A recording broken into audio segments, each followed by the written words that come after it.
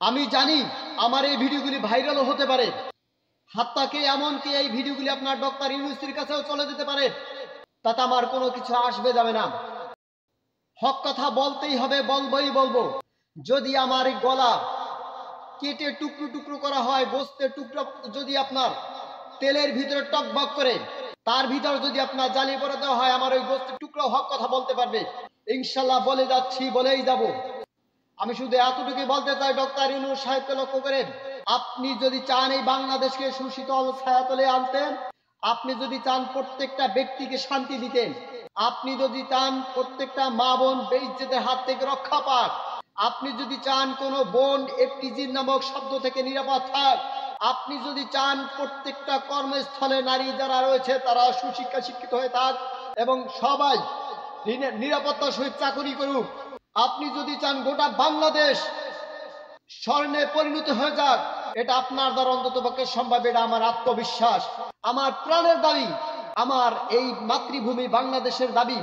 18 কোটি নয়, 19 কোটি নয়, যে কোটি হোক না কেন সমস্ত জনতার দাবি। আমি এটা মনে করি প্রত্যেকটা ব্যক্তি যদি শান্তি পেতে চান, একটা কারণ আমি বলে যাই, অনেক কারণ থাকতে পারে। দেশকে উন্নতি করতে হলে ইসলামের সুশীতল ছায়া আসার একমাত্র মূল মন্ত্র তন্ত্র কারণে একটাই, নারী জাতির কারণে। নারীর জাতির কারণে আজকে আমাদের অপদস্থতা, হেনতা, হেনস্তা আর যত প্রকারের অপমানিতা। নারী পুরুষ একাকার হয়ে ইফটিজিং করবে, জিনা করে, বেবিচার করবে, এগুলি একমাত্র শুধুমাত্র কারণ হলে যে শহর শিক্ষা থেকে এসেছে। আমি জানি আমার এই ভিডিওগুলি ভাইরাল হতে পারে, বাতিল করতে হবে। হাত্তাকে এমনকি এই ভিডিওগুলি আপনার ডক্টর ইউনূসের কাছেও চলে যেতে পারে, তাতে আমার কোনো কিছু আসবে যাবে না। হক কথা বলতেই হবে, বলবই বলবো।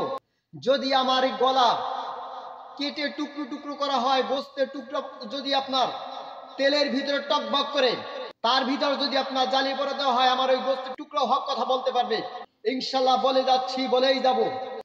আমি শুধু এতটুকুই বলতে চাই, ডক্টর ইউনূস সাহেবকে লক্ষ্য করে, আপনি আমার শ্রদ্ধাভাজন পিতা সমতুল্য।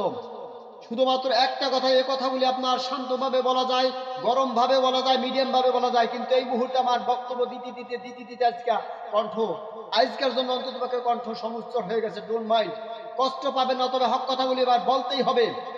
আপনি যদি চান এই বাংলাদেশকে সুশীতল ছায়াতলে আনতেন, আপনি যদি চান প্রত্যেকটা ব্যক্তিকে শান্তি দিতেন, আপনি যদি চান প্রত্যেকটা মা বোন বেইজ্জতের হাত থেকে রক্ষা পাক, আপনি যদি চান কোনো বোন এফটিজির নামক শব্দ থেকে নিরাপদ থাক, আপনি যদি চান প্রত্যেকটা কর্মস্থলে নারী যারা রয়েছে তারা সুশিক্ষা শিক্ষিত হয়ে থাক এবং সবাই নিরাপত্তার সহিত চাকরি করুক, আপনি যদি চান গোটা বাংলাদেশ স্বর্ণে পরিণত হয়ে যাক, এটা আপনার দ্বারা অন্তত পক্ষে সম্ভব। এটা আমার আত্মবিশ্বাস। সম্মানিত অভিভাবক ডক্টর ইউনূস সাহেব, আমি আপনাকে বলতে চাই, যদি বাংলাদেশে শান্তি ফিরিয়ে আনতে চান, যদি কল্যাণ আনতে চান, আমার ক্ষুদ্রতম একটা অবজেকশন বা একটা আবেদনে আমি করব আপনার কাছে। অবজেকশন তো অবশ্যই, পাশাপাশি আবেদনও বলবো আমি। সেটা হলো, সম্মানিত অভিভাবক, অবশ্যই আপনি একটা কাজ করবেন। আপনাকে অনেক গালিগালাজ করে অনেক মানুষের, সুদি ঘুষি বলেও গালিগালাজ অনেকে। আমার জানা নেই, ক্ষুদ্রতম ব্রেন হিসাবে আমি ওগুলি বলবো না, ওগুলি যারা জ্ঞানের অধিকারী তারাই বলুক। আহাল্লাহুল বাইআ ওয়া হাররামা রিবা। আল্লাহ তাআলা কোরআনে বলেছেন, আল্লাহ তাআলা সুদকে হারাম করেছেন, ঘুষকে হারাম করেছেন, আর ব্যবসাকে করেছেন হালাল। আর আপনি কোনটা করেছেন তা আমি জানি না, আমার ওটা আলোচনা বিষয়বস্তু না। শুধুমাত্র আলোচনা বিষয়বস্তু একটাই, আমার প্রাণের দাবি, আমার এই মাতৃভূমি বাংলাদেশের দাবি। 18 কোটি নয়, 19 কোটি নয়, যে কোটি হোক না কেন সমস্ত জনতার দাবি। আমি এটা মনে করি প্রত্যেকটা ব্যক্তি যদি শান্তি পেতে চান, একটা কারণ আমি বলে যাই, অনেক কারণ থাকতে পারে। বাংলাদেশকে শান্তির পথে আনতে হলে অনেক কারণ থাকতে পারে। একটা কারণ আমি আজকে বলবো আপনাকে, যদি এই কাজটা করতে পারেন, জান্নাত আমার মামু বাড়ি কাজ করলো নয়, আমার আত্মীয় স্বজন বাড়ি কাজ করলো নয়, জান্নাত আমার বাপ দাদার পৈতৃক সম্পত্তি নয়, আর জাহান্নামটা আমার বাপ দাদার পৈতৃক সম্পত্তি নয় যে আমি বলবো ডক্টর ইউনূস আপনি জাহান্নামী, আপনি জান্নাতি, এগুলো আমি বলতে যাবো না। এটা আপনার ইচ্ছা, আমার ইচ্ছা, আপনার আমার। জহরাল ফাসাদু ফিল বাররি ওয়াল বাহরি বিমা কাসাবাত আইদিন নাস, হাতের কামাই যার যার তার হয়ে যাবে। শুধু এতটুকু দাবি জানাবো, ওয়াকারনা ফি বুয়ুতিকুন্না ওয়ালা তাবাররাজনা তাবারুজাল জাহিলিয়াতিল উলা। এই আয়াতের অর্থ, আমরা সবাই অবগত আছি। শুধু এতটুকু বলবো, পর্দা পর্দা পর্দা, নারীর জন্য পর্দা চলবে। নারীর জন্য যদি পর্দা না করেন তাহলে একদিনকে সমস্যা এমন সম্মুখীন হতে হবে, শেখ হাসিনা যে অবস্থা হয়েছে আপনারও হয়তো ভুল হবে না, আপনারও হয়তো ভুল হবে না, আপনারও হয়তো ভুল হবে না, এটা আমি মনে করি। এটা আপনার প্রতি হবে এটা আমি প্রত্যাশা করি না, তবে অবশ্যই আশা করি আপনি আমার কথাগুলি রাখবেন। নাম্বার ওয়ান যেটা বলবো সেটা সহশিক্ষা। এই সহশিক্ষা ইসলামে হারাম, সম্পূর্ণ হারাম, সম্পূর্ণ হারাম, সম্পূর্ণ হারাম। এই সহশিক্ষা পরিত্যাগ করুন।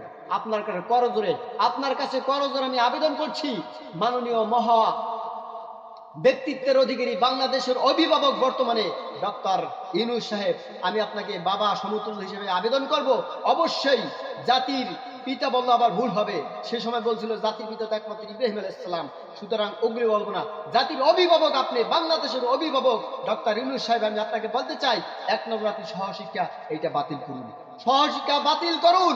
সহশিক্ষা যদি বাতিল না করা হয় তাহলে ঠিকই এই গজবের কারণে আপনাকেও পতন হতে পারে, আপনিও পতন হইতে পারেন, গোটা জাতি মান অপমান অপদস্থ হইতে পারে। কারণ দেশকে উন্নতি করতে হলে ইসলামের সুশীতল ছায়া আসার একমাত্র মূল মন্ত্রতন্ত্র কারণে একটাই, নারী জাতির কারণে। নারীর জাতির কারণে আজকে আমাদের অপদস্থতা, হেনস্থা আর যত প্রকারের অপমানিতা। তবে আমি কিন্তু নারী জাতিকে অপমান করছি না, নারী জাতিকে রাসূল সাল্লাল্লাহু আলাইহি ওয়াসাল্লাম সম্মান বৃদ্ধি করেছেন, বাড়িয়ে দিয়েছেন, তাই বলে এরকমটা নয় যে তার আপনার সহশিক্ষা আপনার অর্জন করে নারী পুরুষ একাকার হয়ে ইফটিজিং করবে, জিনা করে, বেবিচার করবে, এগুলি একমাত্র শুধুমাত্র কারণ হলো যে সহশিক্ষা থেকে এসেছে। সুতরাং এই সহশিক্ষা আপনাকে বাতিল করতে হবে। এটা আমার ব্যক্তিগত করজোরে আবেদন, পিতা হিয়ে আমার অভিভাবক, পিতা সমতুল্য হিসেবে আপনাকে সেই আবেদনটা করলাম। কেননা আমি একটু ব্যাখ্যা করতে চাই, যদি আপনার এটা বাতিল না করেন তাহলে ওরা ইফতিজিং করবে, ওরা মেলামেশা করবে, ওরা ধ্বংসস্তূপ হবে, যেখানে সেখানে আপনার একে অপরের সাথে মেলামেশা করবে, একটু ভুল হবে না। আর এটা মূল মন্ত্রতন্ত্র ধ্বংস হওয়ার জন্য, দেশ ধ্বংস হওয়ার জন্য, জাতি ধ্বংস হওয়ার জন্য, একটা পুরুষ ধ্বংসস্তূপ হওয়ার জন্য ওই মেয়েটি আপনার যথেষ্ট। আর ছেলের যে কতগুলো দোষ নয়, অবশ্যই ছেলেরও দোষ আছে, ছেলেদেরকে আপনার আলাদা করতে হবে। সেটা কিভাবে করতে হবে? প্রত্যেকটা প্রতিষ্ঠানকে 2টা ভাগে বিভক্ত করতে হবে। 1 নম্বরে পর্দা সহকারে সম্পূর্ণভাবে মেয়েরা মেয়েদেরকে পড়াবে, মেয়েরা মেয়েদেরকে টিচিং দেবে, সুতরাং ছেলেরা ছেলেদেরকে টিচিং দেবে, অর্থাৎ শিক্ষকরা ছাত্রদেরকে দেবে আপনার টিচিং, আর শিক্ষিকেরা আপনার ছাত্রীদেরকে আপনার টিচিং দেবে। এইভাবে আপনি নিয়ে আসেন জগতের ভিতরে, ইনশাআল্লাহ দেখবেন অবশ্যই 100% দেশ পাল্টাইয়া যাবে। আর কোনোদিন ইফতিজিং হবে না। অন্তত পক্ষে এই নারী কেলেঙ্কারিবাজি যা আছে না এগুলো কোনোদিন শ্রবণ করবেন না।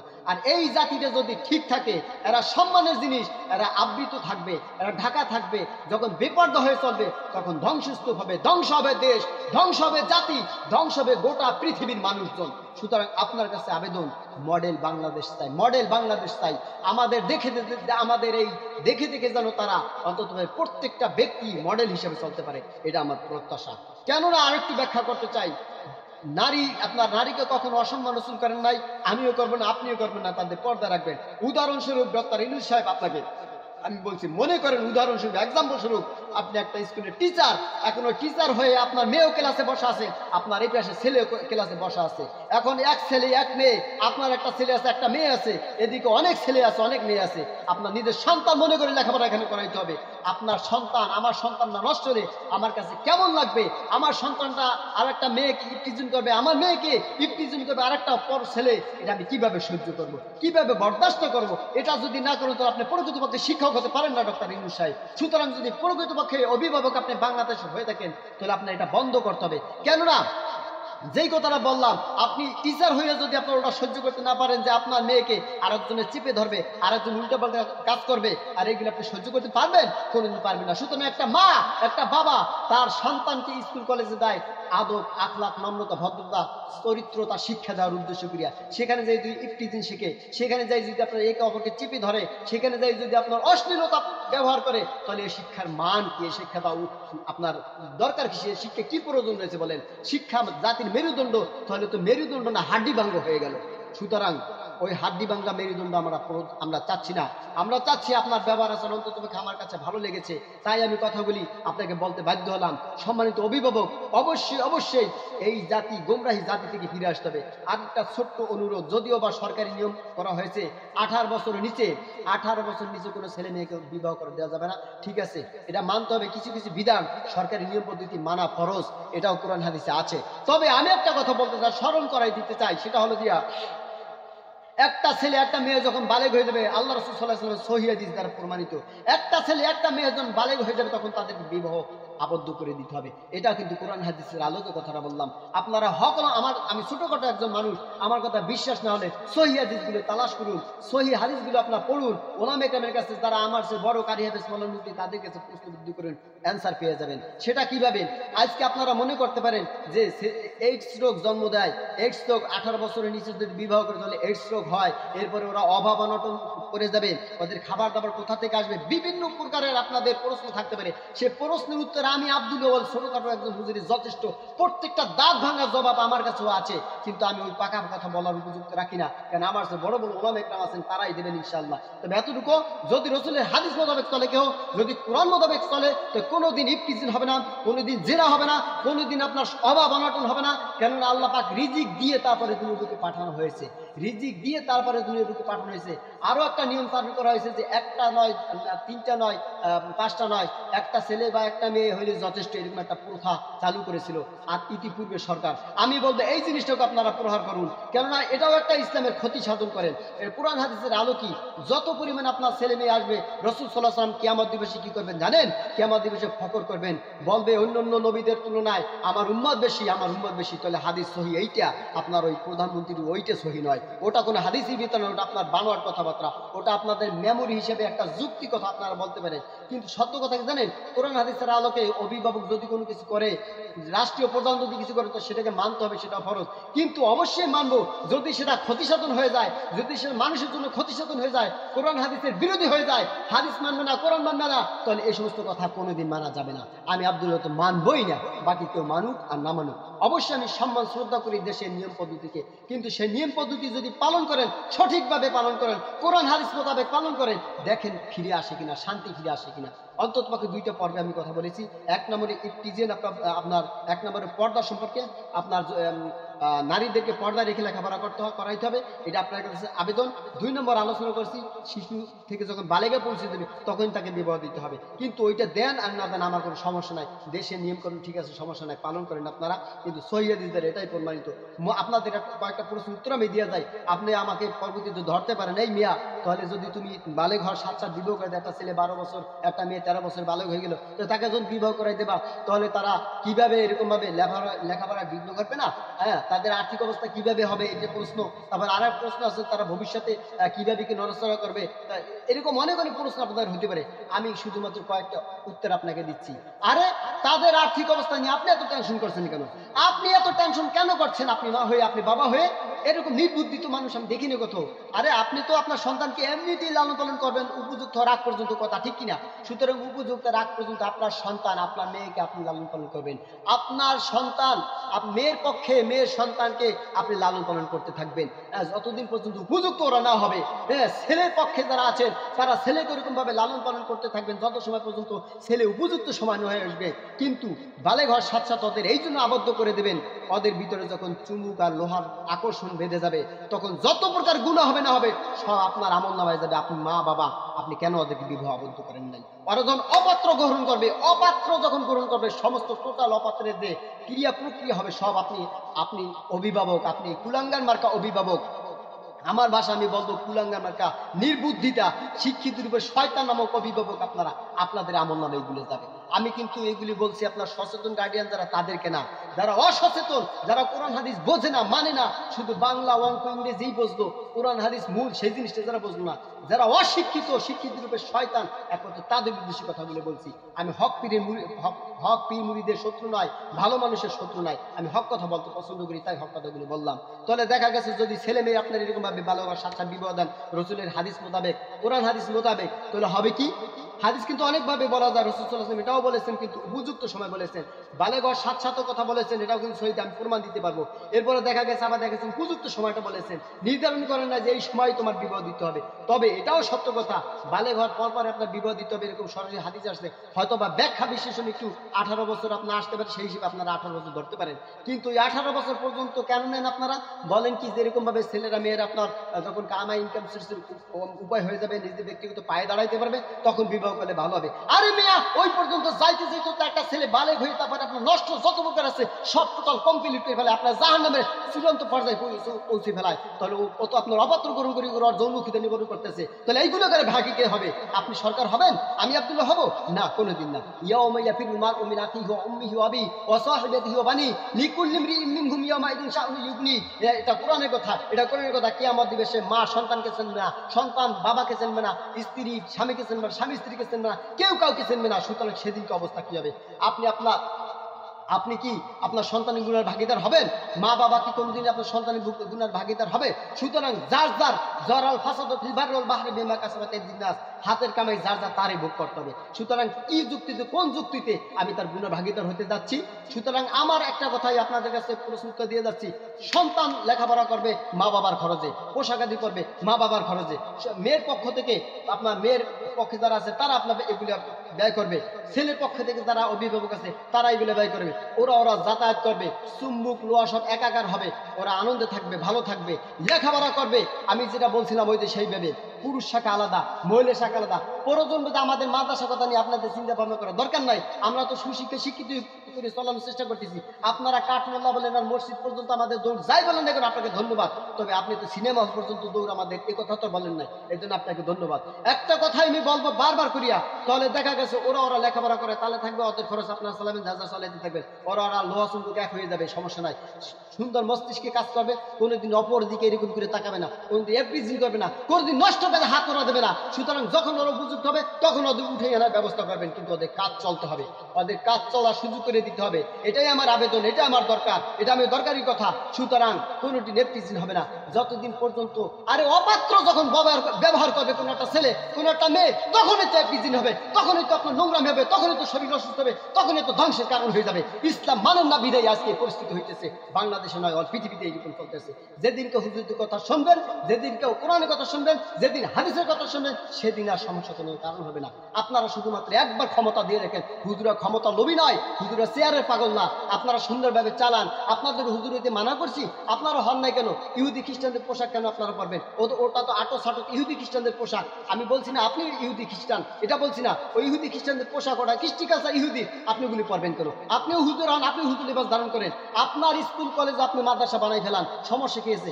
আমরাও যাবো, আপনার ওখানে ভর্তি হবো, আমরাও পড়বো। আমাদের মাদ্রাসা আলাদা দরকার নাই, স্কুলটাই মাদ্রাসা হোক, স্কুলটাই আপনার মহিলা মাদ্রাসা হোক, স্কুলেই আলাদা শাখা হোক। আমার সন্তানকে আলাদা কলেজে পড়াবো, পর্দা পুষিতে পাবে, মেয়েরা মেয়েদের টিচিং দেবে, ছেলেরা ছেলেদের টিচিং দেবে, কত আনন্দ ফিরে আসবে। আর আজকে ব্যতিক্রম সবকিছু, এক ক্লাসে বসে লেখাপড়া চলে, একজন আরেকজন টাকাটিকে করে, টোকাটিকে করে, একজন আরেকজনের ফাঁসায় আঙুল দেওয়ার চেষ্টা করে, আর এগুলি বসে হাসি তামাশার পাত্র বানিয়ে নিস না।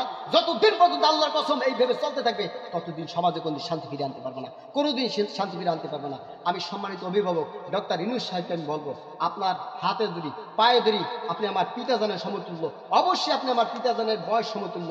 আমি আপনার নাতি নাতিরও বয়স না বললে চলে। তারপর আমি পিতার সম্বোধন করে বলতে চাই একটা কথা, বিনীত রিকোয়েস্ট, আপনি আমার এই দুইটা কথাকে লক্ষ্য রাখবেন। নাম্বার 1, পর্দা পুষিতভাবে লেখাপড়া, আপনার সহশিক্ষা হারাম, এটা করা যাবে না। আপনি এই কাজটা অবশ্যই করবেন, 1 নম্বর। 2 নম্বর, আপনার যদি আপনার বালে ঘর সাচ্চা বিবাহ না দেওয়ার মন্তব্য করেন, কোনো আপত্তি নাই, কিন্তু পর্দা পুষিটা যদি চলে তাহলে ওটা এমনি অটোমেটিক ঠিক হয়ে যাবে। সুতরাং 17-18 বয়স আপনার, ওটা আমি আর বলবো না, ওটা আমি মানসুখ করে নিলাম, বা আমি ওটাকে অ্যাভয়েড করে আমি ওটাকে আপনার দেখা গেছে মেনে নিলাম আপনাদের কথাটাকে। সুতরাং অন্ততপক্ষে আমার এই একটা কথা আপনি রাখেন, ইনশাআল্লাহ দেশ পাল্টাবে, জাতি পাল্টাবে।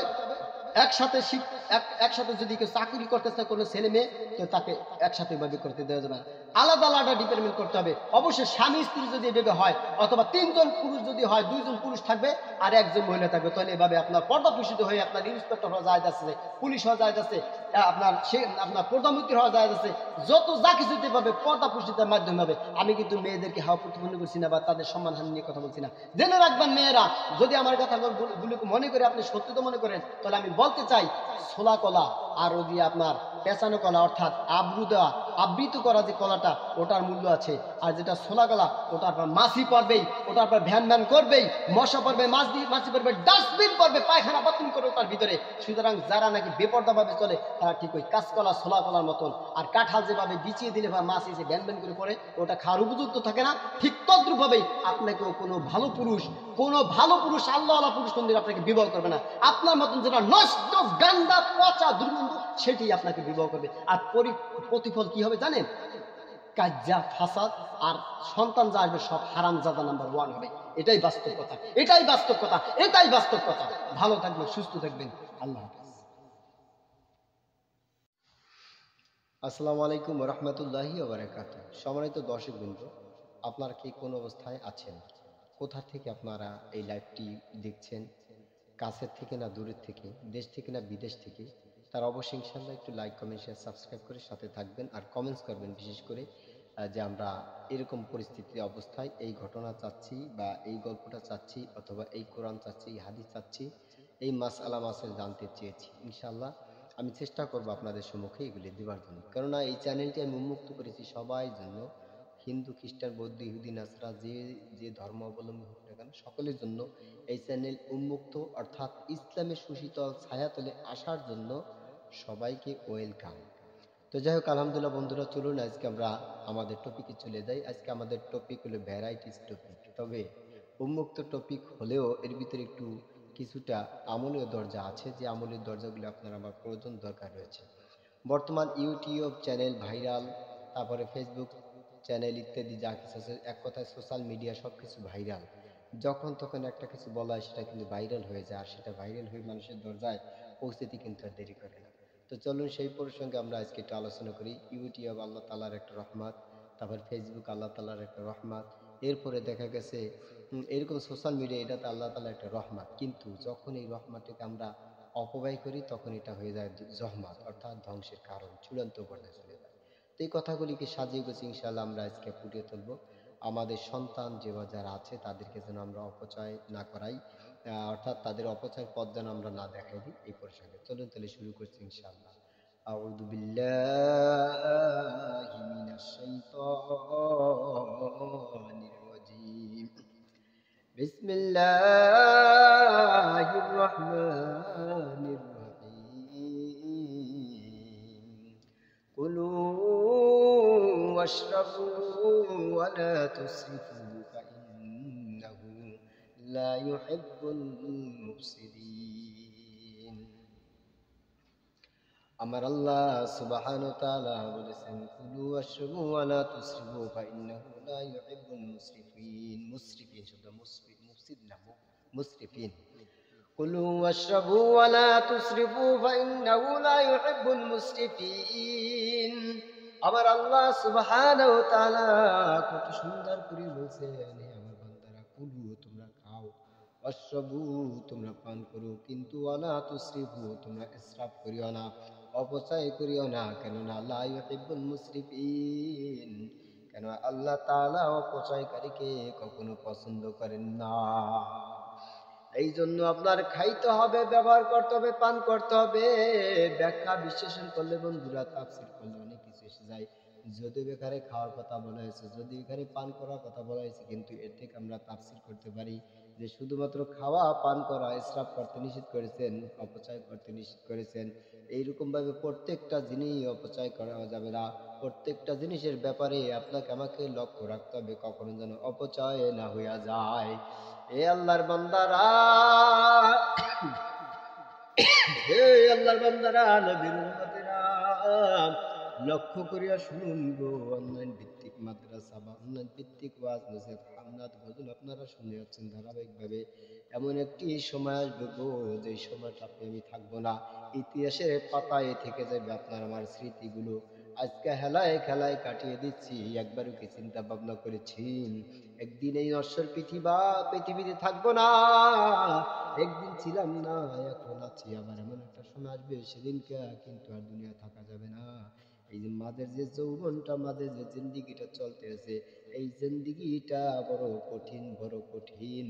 হেলায় খেলায় কাটিয়ে যদি দিই তাহলে কিন্তু চলবে না। হিসাব পাই টু পাই আল্লাহ তাআলা নেবেন। আর দুনিয়া মাজরাতুল আখিরা, এই দুনিয়াটা হলো যে ক্ষেত খামার ইত্যাদি ফসল উৎপাদনের স্থান। এই স্থান থেকে আমরা কি করব? উৎপাদন করিয়া যাইব, আর আখেরাতে সেটা আমরা ভোগ করব। এইটা হলো মূল উদ্দেশ্য। কিন্তু আজকে দেখা যায় সব বিপরীত, সব বিপরীত, সব কিছু বিপরীত দেখতে পাই বন্ধু। তাহলে বিপরীত যদি হয়ে যায় তাহলে আপনার আমার অবস্থা কি হয়ে দাঁড়াবে বন্ধু? একটু লক্ষ্য করে দেখতে হবে আপনার আমার জিন্দেগিটা কি নেক হায়াতে কাটাইলো নাকি বদ হায়াতে কাটাইলো। আরে এখন পর্যন্ত নিজেকে নিজে সংশোধন করতে পারলাম না। সেহেল সালে আমরে আজে জাত গোজাস্ট, নিজের মেজাজটা এমন পরিমাণ হয়ে যাইতেছে, আস্তে আস্তে আস্তে আস্তে করিয়া মানুষ মৃত্যুর দিকে যাচ্ছে, আর আস্তে আস্তে বদমেজাজ হয়ে যাচ্ছে রে। আরে পৃথিবীটা যেন কেমন কেমন রূপ ধারণ করতেছে, আমার কাছে যেন কেমন কেমন মনে হইতেছে। আজকে মানুষ ইমান আমল আখলাক নিয়ে শ্রেষ্ঠ জাতি, শ্রেষ্ঠ উম্মাত। আরে কুনতুম খায়রু উম্মাতিন উখরিজাত লিন-নাস তা'মুরুনা বিল মা'রুফি ওয়া তানহাউনা আনিল মুনকার। বন্ধু আমি কিন্তু ভূমিকায় পালন করেছি আজকে ভ্যারাইটিস ভাবে আলোচনা, কোনো বিষয়বস্তু ঠিক রেখে আলোচনা নয়। মালিকের তরফ থেকে যা কিছু আসবে সেটাই আমি আলোচনা করবো। সুবহানাকা লা ইলমা লানা ইল্লা মা আল্লামতানা ইন্নাকা আনতাল আলিমুল হাকীম। ভ্যারাইটিস ভাবে আলোচনা হবে, তবে দুই একটা কথা এমন সূক্ষ্ম সূক্ষ্ম মেজাজি কথা আমার মালিক বের করে দেবেন, যা কোনোদিন কল্পনাও আপনি আমি করি না ইনশাআল্লাহ। এ বন্ধু একটা পয়েন্ট আলোচনা করা যাক। ইউটিউব একটা সোশ্যাল মিডিয়া, এই সোশ্যাল মিডিয়া আপনার আমার জন্য রহমত স্বরূপ, রহমত স্বরূপ। কিন্তু এই রহমত স্বরূপ জিনিসটাকে যখন আমরা অপচয় করবো, ব্যবহার করতে পারবো না ঠিক জায়গায়, ঠিক জায়গায় প্রয়োগ করতে পারবো না, তখন সেটা জহমতের কারণ হবে বা ধ্বংসের কারণ হয়ে যাবে। এ বন্ধুরা সেটা আবার কেমন ধরনের জেনে রাখার দরকার বন্ধু। এই দুনিয়ার যত ফল ফলাদি রয়েছে, গাছগাছালি রয়েছে, তার মধ্য থেকে মনে করেন একটা চুকা গাছ আপনি আমার দাদা লাগিয়ে গেছে অথবা নানাজি লাগিয়ে গেছে, পিতৃপুরুষরা লাগিয়ে গেছে। যতদিন পর্যন্ত ওই চুকা গাছটা আছে ততদিন চুকা চুকা ফল আপনি আমি ভোগ করতেছি, ওটা থেকে কখনো মিঠা ফল ভোগ করা যাবে না।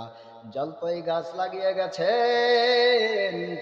জলপাই গাছ থেকে কখনো ওই চুকার স্বাদ পাওয়া যাবে না, তেঁতুলের স্বাদ পাওয়া যাবে না।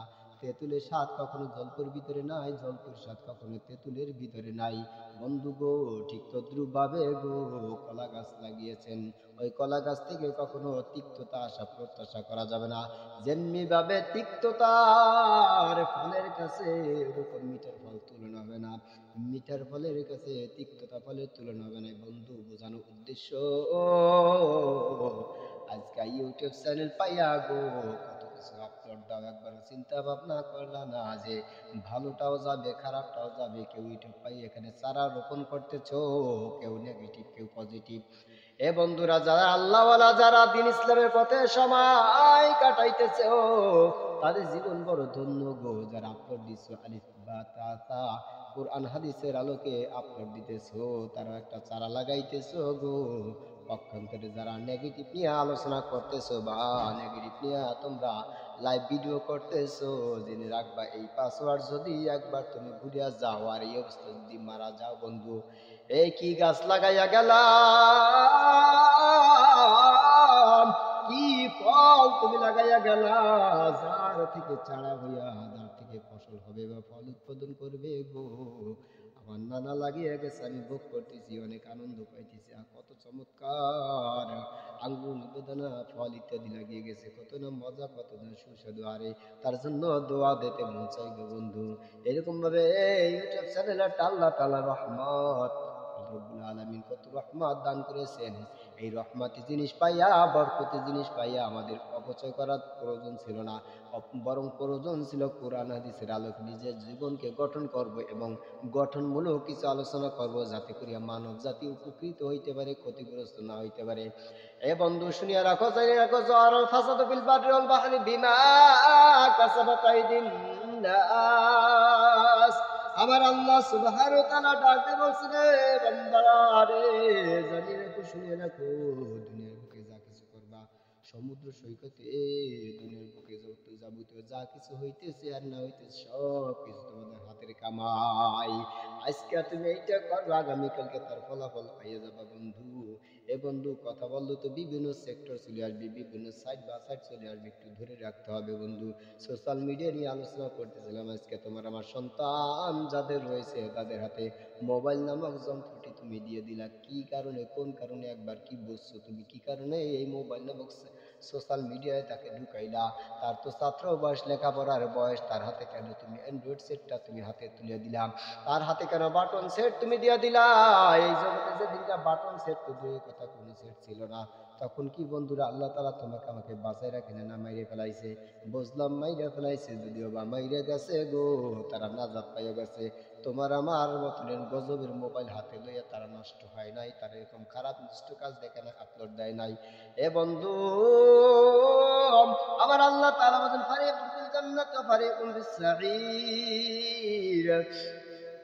যার যেটা ইচ্ছা সে সেটা গ্রহণ করতে পারে। ডানের রাস্তা আছে, বামের রাস্তা আছে, ডান আছে, বাম আছে, নেগেটিভ আছে, পজিটিভ আছে, স্ত্রীলিঙ্গ আছে, পুরুষ লিঙ্গ আছে, লাস্টের বেলায় আছে জান্নাত আর জাহান্নাম।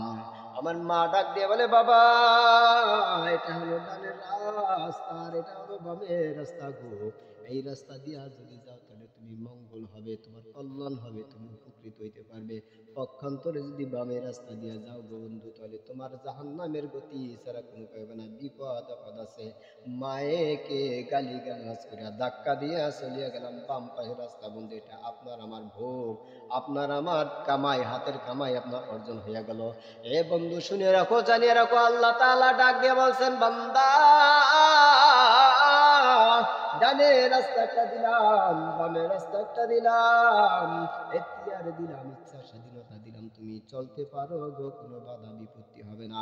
একই কলের পানি ওই ইহুদি খ্রিস্টান নাসারা, ইহুদি খ্রিস্টান নাসারা বৌদ্ধ অন্যান্য ধর্মাবলম্বী একই কলের পানি খাইবে, মুসলমানের বাচ্চাও একই কলের পানি খাইবে, কোনো বাধা নাই, কোনো প্রকারের বাধা বিপত্তি দেওয়া হবে না। ওই একই পুকুরে মাছ, কোনো যাচাই বাছাই নাই, টাকি মাছ, আপনার শিঙ্গি মাছ এবং অন্যান্য রুই কাতলা ইলিশ মাছ যত যা কিছু বলছো সমুদ্র সৈকতের মাছ সবাই ধরে ধরে খাইতে পারবে, মুসলমানের বাচ্চাও খাইতে পারবে, হিন্দুর বাচ্চাও খাইতে পারবে, ইহুদি খ্রিস্টান সারা বাচ্চারাও খাইতে পারবে, কোনো প্রকারের বাধা বিপত্তি মালিক দেবে না। মালিক শুধু চাইয়া চাইয়া দেখবেন, এটাই তো অভিপ্রায়, মালিক চেয়েছেন খাও খাও, যত প্রকারে খাও, মালিক তো বলে দিয়ে গেছেন কুলু ওয়াশরাবু ওয়ালা কুলু ওয়াশরাবু ওয়ালা তুসরিফু ফাইন্নাহু লা ইউহিব্বুল মুসরিফিন। আল্লাহ তাআলা তো বলে দিয়েছেন যে তোমরা খাও, পান করো, ব্যবহার করো, সব কিছু করো, কিন্তু খবরদার অপচয় করিও না, অপচয় করিও না। কিন্তু মালিক এ কথা বলি আবার এ কথা বলিয়া দিয়েছেন, একই পুকুরের মাছ, একই সমুদ্র সৈকতের মাছ তোমরা ধরে ধরে খাবে, কোনো বাধা নাই। যে যে ধর্ম অবলম্বী হও না কেন সবাই খাওয়া, কোনো বাধা নাই। কিন্তু জানিয়া রাখো গো, একদিন না একদিন চলে আসতে হবে অপর জগতে। অর্থাৎ মালিক ডাক দিয়ে বলছে, কত উদাহরণ, কত এক্সাম্পল দিলাম রে বান্দা, কত মুফাসসির একরামগণদের মাধ্যমে দেওয়া হলো, কত উলামা একরামের মাধ্যমে দেওয়া হলো এক্সাম্পল স্বরূপ, ওয়াজ নসিহত করতে শুনলে কিন্তু আমল করলে না। খালিসদিনাকা ইয়াকফিকাল আমাল কলিল, তোমার ঈমান আমলকে খাঁটি করে অল্প আমল নাজাতের জন্য যথেষ্ট। ইন্নামাল আমালু বিন্নিয়াত, এরকম কত হাদিসে দলিল দেওয়া হয়েছে যে তোমার নিয়ত গুণে বরকত, নিয়ত গুণে তুমি আমলনামা পাইবা। এ সাবধান সাবধান, হুঁশিয়ার। আমার মালিক ডাক দিয়া বলেন, হে আব্দুল আওয়াল সাবধান সাবধান, আনন্দ ফুর্তি কইরা ওই আখিরাত নষ্ট করিও না। আনন্দ অবশ্যই করবা, ফুর্তি অবশ্যই করবা, কিন্তু বিনোদন এমন ভাবে করিও না যে বিনোদনের কারণে তোমার আখিরাত নষ্ট হয়ে যাইবে। এ মালিক ডাক দিয়ে বলছে, আমার বান্দা মনে করিও না, মনে করিও না, তোমাকে ছাড় দেওয়া হয়েছে, এটা সত্য কথা, ছাড় দেওয়া হয়েছে, ছাড় দেওয়া হয়েছে, কিন্তু এমন একটা সময় আসবে ছেড়ে দেবেন না। আল্লাহ ছাড় দেন কিন্তু ছেড়ে দেন না। বর্তমান প্রেক্ষাপটে আমরা সব কিছু দেখতে পাই বন্ধু, কেন যে উপদেশ গ্রহণ করি না, এইটা হইলো যে আমাদের দুর্বলতা, এইটা হইলো আমার হতভাগা, এইটা হইলো কপাল পোড়ার কথা। আজকে কত মানুষ বলছে পিছনে যারা ক্ষমতায় ওদিন ছিল, আহারে ক্ষমতার অধীনে থাকিয়া তারা এরকম ভাবে বলছিল পালাইবো না, কিন্তু তারা বেগুনে পালাইয়া গেছে বন্ধু। এরপরে যারা আসলো তারা আবার চিন্তা ভাবনা যদি করে যে আমরা ওইরকম ভাবে পদক্ষেপ নেব, 5টা বছর অন্তত খেয়ে পড়ে লুটে ফুটে সবকিছু খাবো, তারপরে আমরাও বলবো পালাইবো না, তারপর আবার তোমরা পালাইবা। এটা তোমাকে ইচ্ছা বন্ধু, মুখে আসলো তাই বইলা দিলাম। হইতেও পারে, আমি দোয়া করি এরকম যেন না হয়, বরং বিপরীত যেন হয়, যে না আমরা পিছনের কুকুরের মতন চলবো না, পিছনের কুকুর বিড়াল যেভাবে খেয়েছে, লুটি ফুটে লুটতারাজ করেছে, ওইরকম ভাবে চলতে চাই না, মানুষের মতন মানুষ হয়ে চলতে চাই, উপকার করতে চাই জনতা। তাহলে অবশ্যই তোমরা হেদায়েত পাইয়া যাবা, নাজাত পাইয়া যাবা, সারা বছর তোমরা থাকো, আমাদের কোনো আপত্তি নাই। ওই গদি নিয়ে কোনোদিন সাধারণ জনতা মারামারি কামড়াকামড়ি করবে না। জানিয়ে রাখো, সাধারণ জনতা খাইয়া পয়রা তোমরা এক একজন এমপি, মন্ত্রী, মিনিস্টার কত কিছু হও, আমাদের লবণের ট্যাক্স, আমাদের ঠোঙ্গার ট্যাক্স, আমাদের খাবারের ট্যাক্স, আমাদের যত প্রকারের ট্যাক্সের শ্রমের বিনিময়ে তোমরা এরকম বড় বড় গাড়ি ঘোড়ায় চলাচল করো, মিনিস্টার হও, এমপি হও, মন্ত্রী হও, কত লেখাপড়া কত কিছু করে আমাদের টাকা পয়সা হও, কোনো আপত্তি নাই গো বন্ধু, কিন্তু উপদেশ গ্রহণ করিয়া রাখো, যদি বিপরীত ভাবে চলো গো তাহলে পালাইবো না, বেগুন যেভাবে চলিয়া গেছে তেমনি ভাবে তোমাদেরও কিন্তু এর ব্যতিক্রম হবে না। মালিক ডাক দিয়া ঠিক তদ্রুপ ভাবে বান্দাদেরকে লক্ষ্য করে বলে, আব্দুল্লাহ মনে করিও না, আমি এই দুনিয়া চিরকাল থাকবো, কেহ থাকতে পারে নাই, বাদশা, রাজা, ধনী, গরিব, এতিম, মিসকিন, অসহায়, দরিদ্র, এই পৃথিবীতে যত কোটিপতি ছিল না কেন, কেউই কিন্তু এই পৃথিবীতে থাকতে পারে নাই, একই পথের প্রতীক হইয়া সবাই যেতে হয়েছে, তোমাকেও যেতে হবে, মনে করিও না সারা জীবন বেঁচে থাকবা। ঘড়ি, উদাহরণস্বরূপ ঘুড়ি, মালিকে আপনার বিশাল বড় কোন দিয়া রশি দিয়ে আপনার বাইধা আপনার আস্তে আস্তে করিয়া সুতাগুলি সারিয়া দেয়, ঘুড়ি এরকম করে, এরকম করতে আসমানে উঠিয়া যায়, তারপরে বলে না, আমাকে আর পাইবা না। এ বন্ধু শুনে রাখো, গরিব এভাবে করে আর বলে আমাকে আর পাইবা না, কোথায় যাও, ফাইনা তাযহাবুন, এই মালিক রে থুইয়া তুমি কোথায় যাও? গরিব বলে আর পাইবা না, কিন্তু ঠিকই মাগরিবের সময় যখন হইয়া যায়, মালিক যখন চিন্তা ভাবনা করে যে এবার আমি আমার গুড়িকে নামাইয়া নিয়ে বাড়িতে চইলা যাব, ঘুরি যতই তুমি এমন করো না কেন, কোনো ফায়দা হবে না, কাজ হবে না, তোমাকে আস্তে আস্তে করিয়া বর্তে থাকবে রশি, বর্তে থাকবে সুতা, বর্তে ওই সুতার সাথে ঠিকই খপ কইরা মালিক দইরা তোমার নিয়ে বাড়িতে যাবে। এ বন্ধু তখন আর থাকার জায়গা থাকবে না, তখন আর না বলার সুযোগ থাকবে না, মালিকও ঠিক তেমনি ভাবে ওই রশি লাগাইয়া, পায়ে রশি লাগাইয়া ছাড়িয়া দিছে, দুনিয়ার মানুষ রে মারিয়া খাবা খাও, অপরের সম্পদ লুণ্ঠন করিয়া খাবা না খাবা তোমার ব্যক্তিগত বিষয়, যাও যা পারো তাই করো গো, কিন্তু জানি রাখো আমার দেওয়া আসমান, আমার দেওয়া জমিনেই বসবাস করে তোমার খাইতে হবে, পড়তে হবে, তুমি এমন কোন রাজ্য পাবো না যেখানে মালিকের রাজ্য ছাড়া তুমি চলাচল করতে পারো, তাহলে যাও, তুমি যদি এমন কোন দেশ পাও সেই দেশে তুমি চলিয়া যাও। কিরে বন্ধু, চলিয়া যাওয়া যাবে কোথায়? কোন দেশ আছে? শারীরিকভাবে একটু ঠান্ডা লেগেছে হালকা, এই জন্য দেখেন হালকা একটু ঠান্ডা লেগেছে, তাই তো শরীরে কেমন মেজর করতেছে। আহারে, আহ যদি মালিক কঠিন তো কঠিন বিপদ দিত, যে কি নাফরমানি না আমরা করতেছি, আল্লাহু আকবার, মালিক শুধু চাইয়াছে, শুধু দেখতেছে, আরে খোদা, এত পরিমাণ নাফরমানি করি আপনি আমি, ঘর দরজা আটকিয়া জেনা করিয়া, হারে কত রকমের কুকর্ম লিপ্ত ভাবে হইয়া পড়ো বন্ধু রে, যুবক যৌবনকাল সহ্য করতে পারো না, যুবতীরে জড়াই ধরে কত কৃষ্টি কালচার না তুমি করো, কত কুকর্ম করো, মালিক তো পারতো ওই দরজার ফাঁকা দিয়া গো, অক্সিজেন না দিয়া, বাতাস না দিয়া তোমাকে ওইখানে আটকাইয়া বাইরে ফেলাইতে পারতো, মালিক চায় না গো, মালিক সুযোগ করে দিছে। আর তাছাড়া বড় সুযোগ হলো রাসূল সাল্লাল্লাহু আলাইহি ওয়াসাল্লাম আল্লাহ তাআলার কাছ থেকে চেয়ে নিয়েছিলেন আর বলছিলেন যে সেই কথা, মালিক আমি মাথা তুলবো না, মালিক আমাকে একটা ওয়াদা দাও গো, মালিক আমাকে একটা কথা দাও, মালিক আমার উম্মাদেরকে তুমি একবারে ধ্বংস করিবা না। বনি ইসরাইলের মতন আপনার উড়াইয়া উড়াইয়া পাছড়াইয়া তুলার মতন উড়াইয়া পুড়াইয়া তুমি ধ্বংস করিয়া দিছো, তেমনি ভাবে আমার উম্মাদেরকে তুমি ধ্বংস করবা না।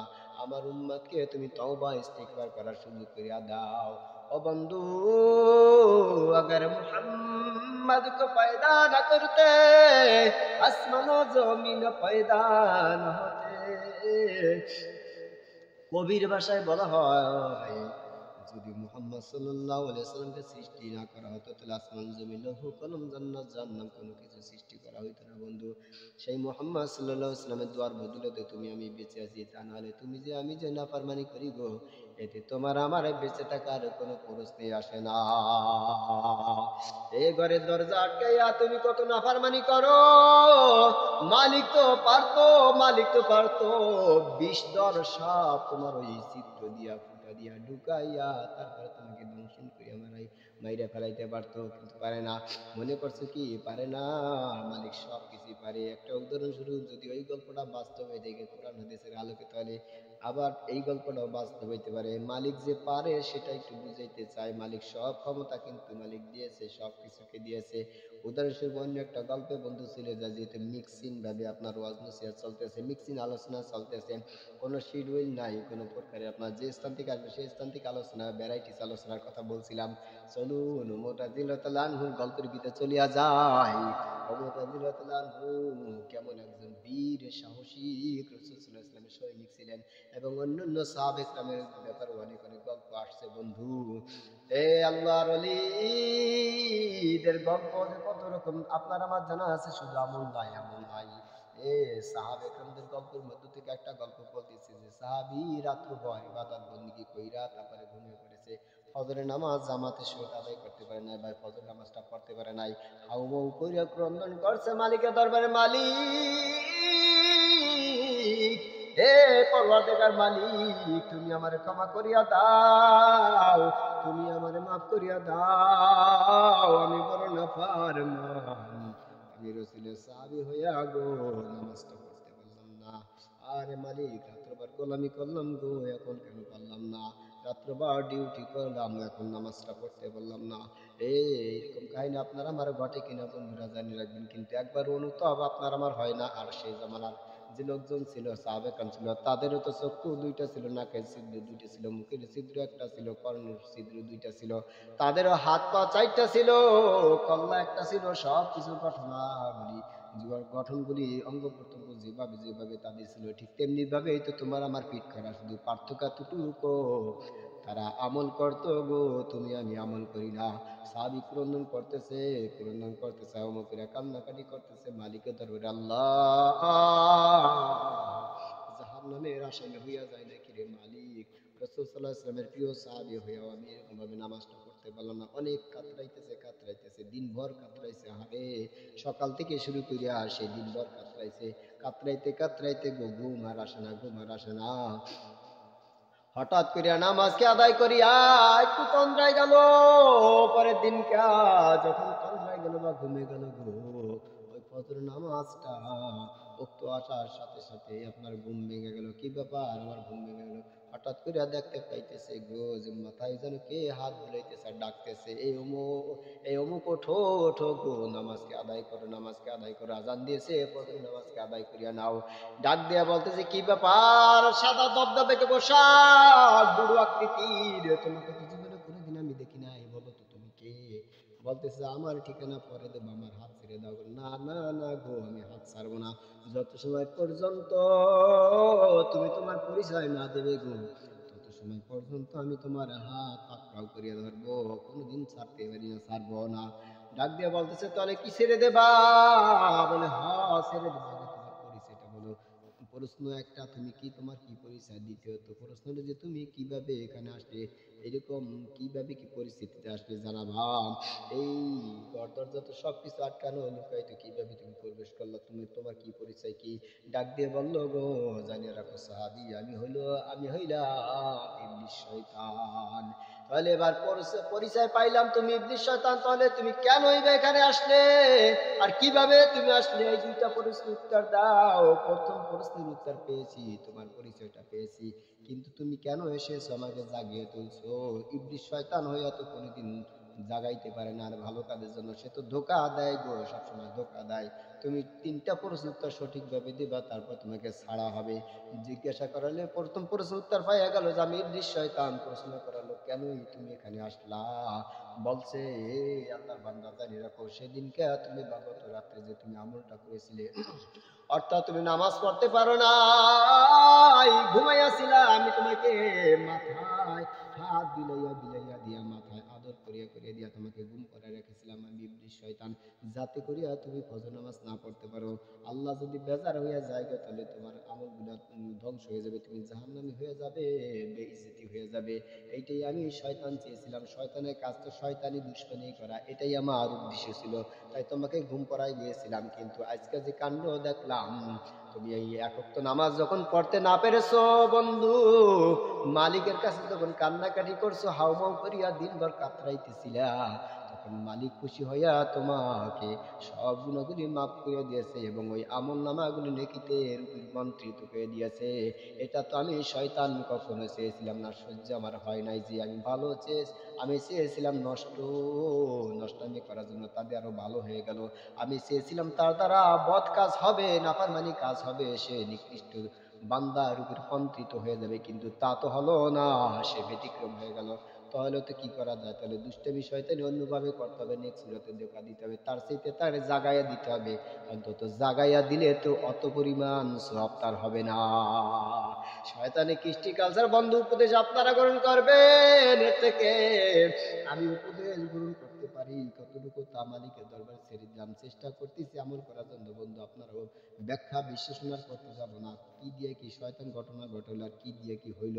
শয়তান কিন্তু সবসময় দুনিয়া কি দুনা কাইদা আকিদু কাইদা ফামা হিলিল কাফিরিনা আম হিলহুম রুয়াইদা, এবং ইন্নাহু ওয়াশ শাইতান ইন্নাহু লাকুম আদুউম মুবিন। ওই শয়তানটা কিন্তু প্রকাশ্যে শত্রু, ও কিন্তু প্রকাশ্যে নেক্সট সূরাতে ধোঁকা দেবে বন্ধু, বিভিন্ন সাইডে বা সাইডে। এ থেকে আপনারা উপদেশ গ্রহণ করবেন।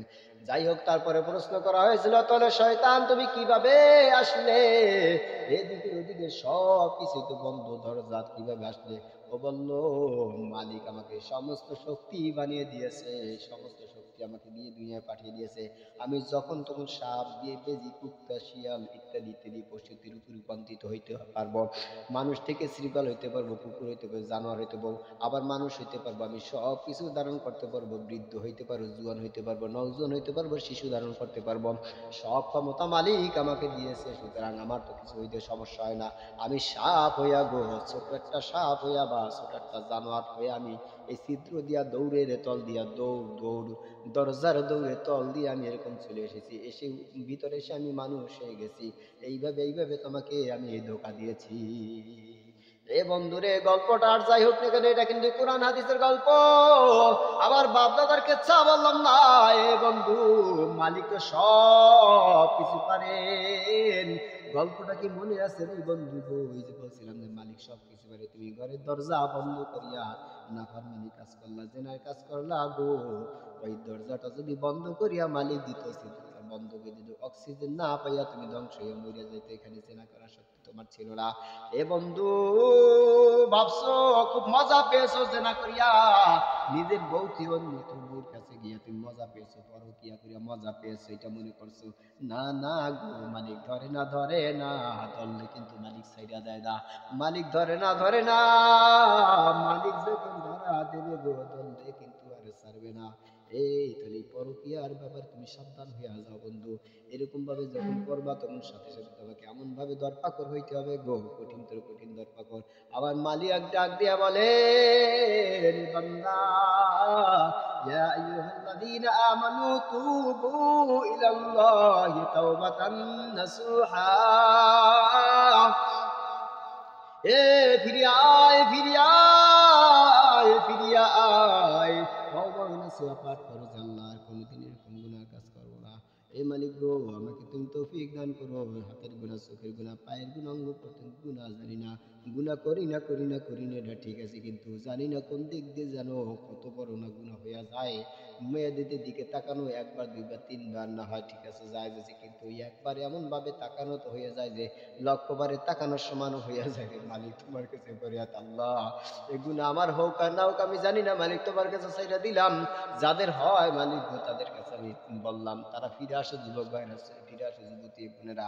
সাহাবী বসে আছে, আয়েশা রাদিয়াল্লাহু তাআলা আনহা বসে আছে, হুজুরের স্ত্রীগণ বসে আছেন, মাইমুনা রাদিয়াল্লাহু বসে আছেন, অন্যান্য স্ত্রীগণ বসে আছে।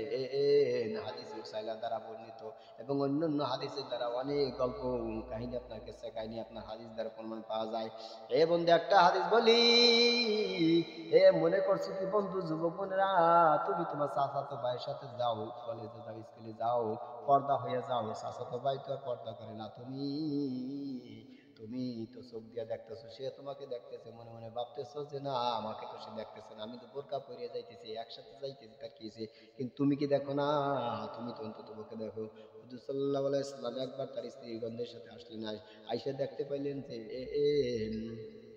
উম্মে মাকতুম নামে এক সাহাবী, অন্ধ সাহাবী, সে আপনার বসা আছে।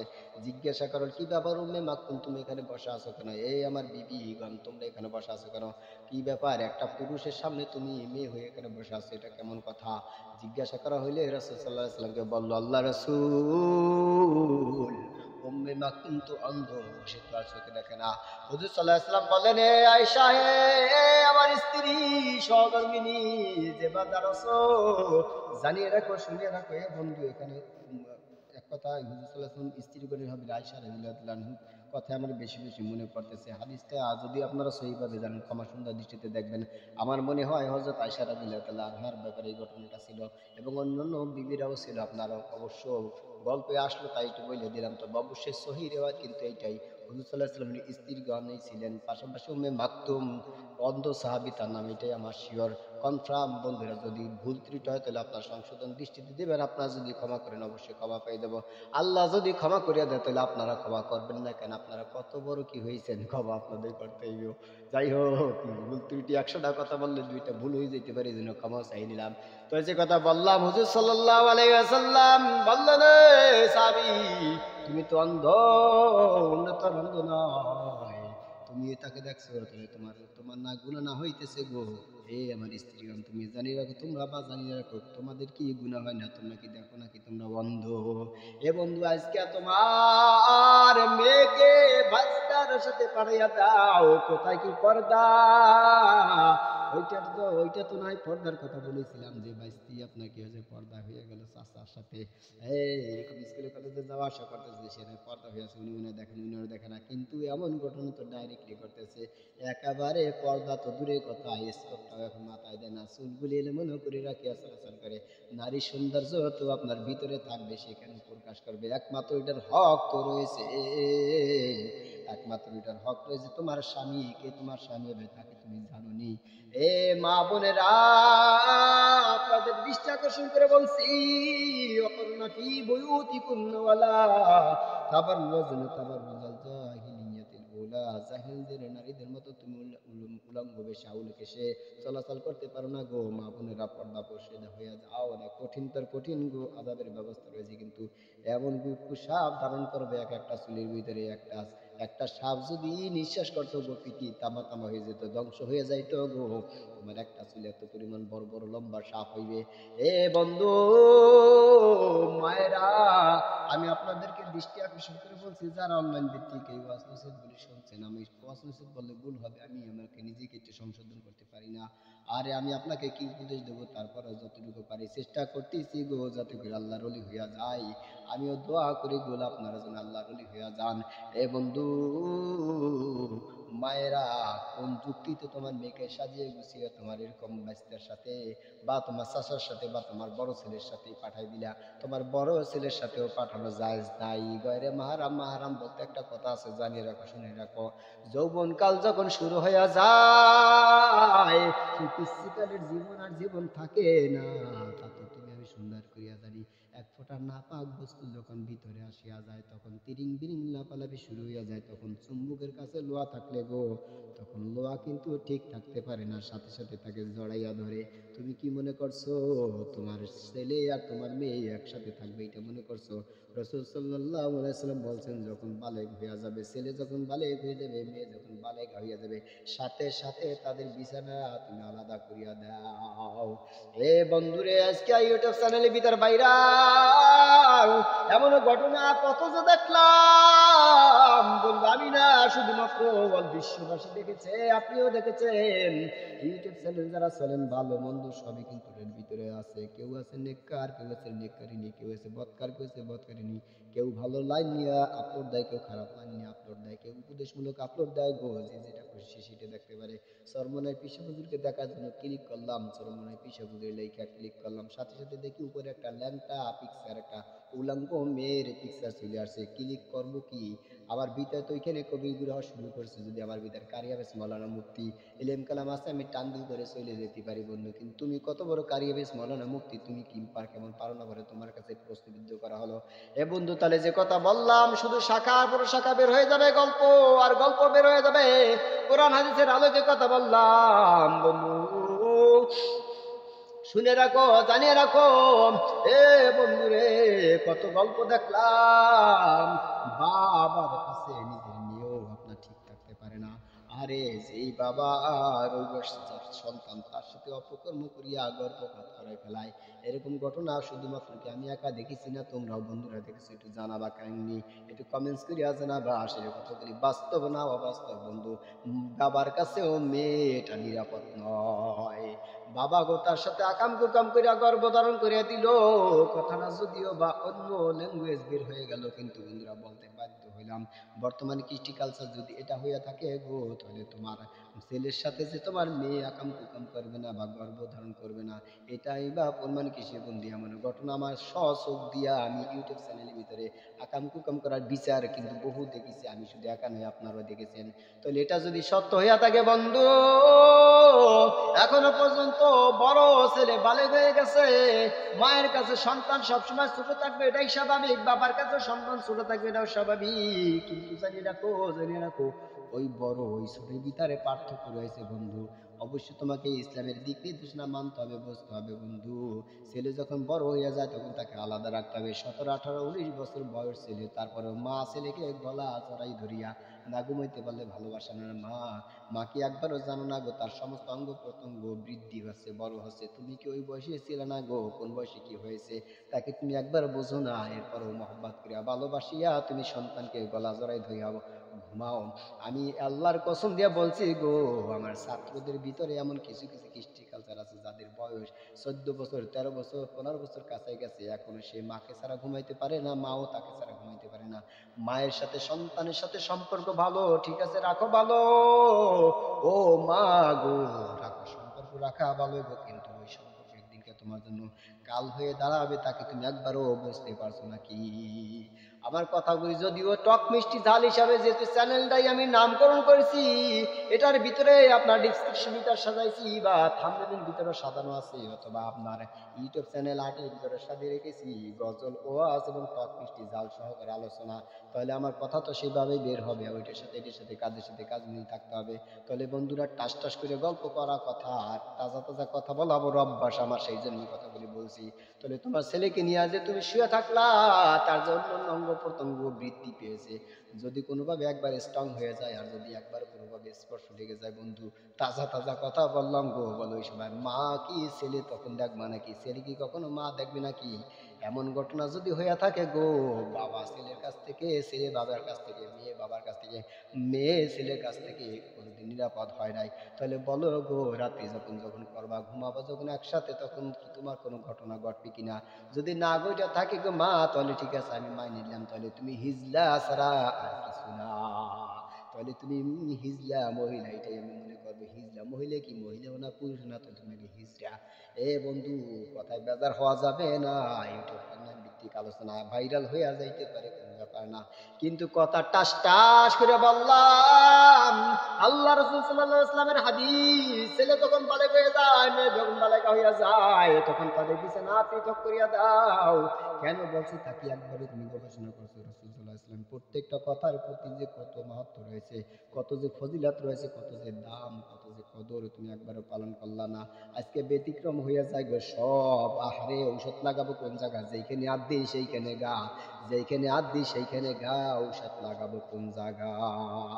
ডাক্তারের কাছে গেলাম, ডাক্তারের কাছে যাওয়ার পরে যদি ডাক্তারের কাছে খোলামেলা ভাবে তুমি কথা না বলো, ডাক্তার কিন্তু ট্রিটমেন্ট করতে পারবে না, পরীক্ষা নিরীক্ষা ঠিক মতন দিতে পারবে না, সুস্থ তুমি হবা না, রুগী থেকে যাবা, বরং মারাত্মক আকারে ধারণ করতে পারো, তোমার প্যারালাইসিস হয়ে যাইতে পারে, আবার তুমি কিডনিতে রোগের আক্রান্ত হয়ে তুমি ধ্বংস হয়ে যাইতে পারো। এই জন্য ডাক্তারের কাছে খোলামেলা যদি না বলতে পারো, ব্যতিক্রম হয়ে যাইতে পারে।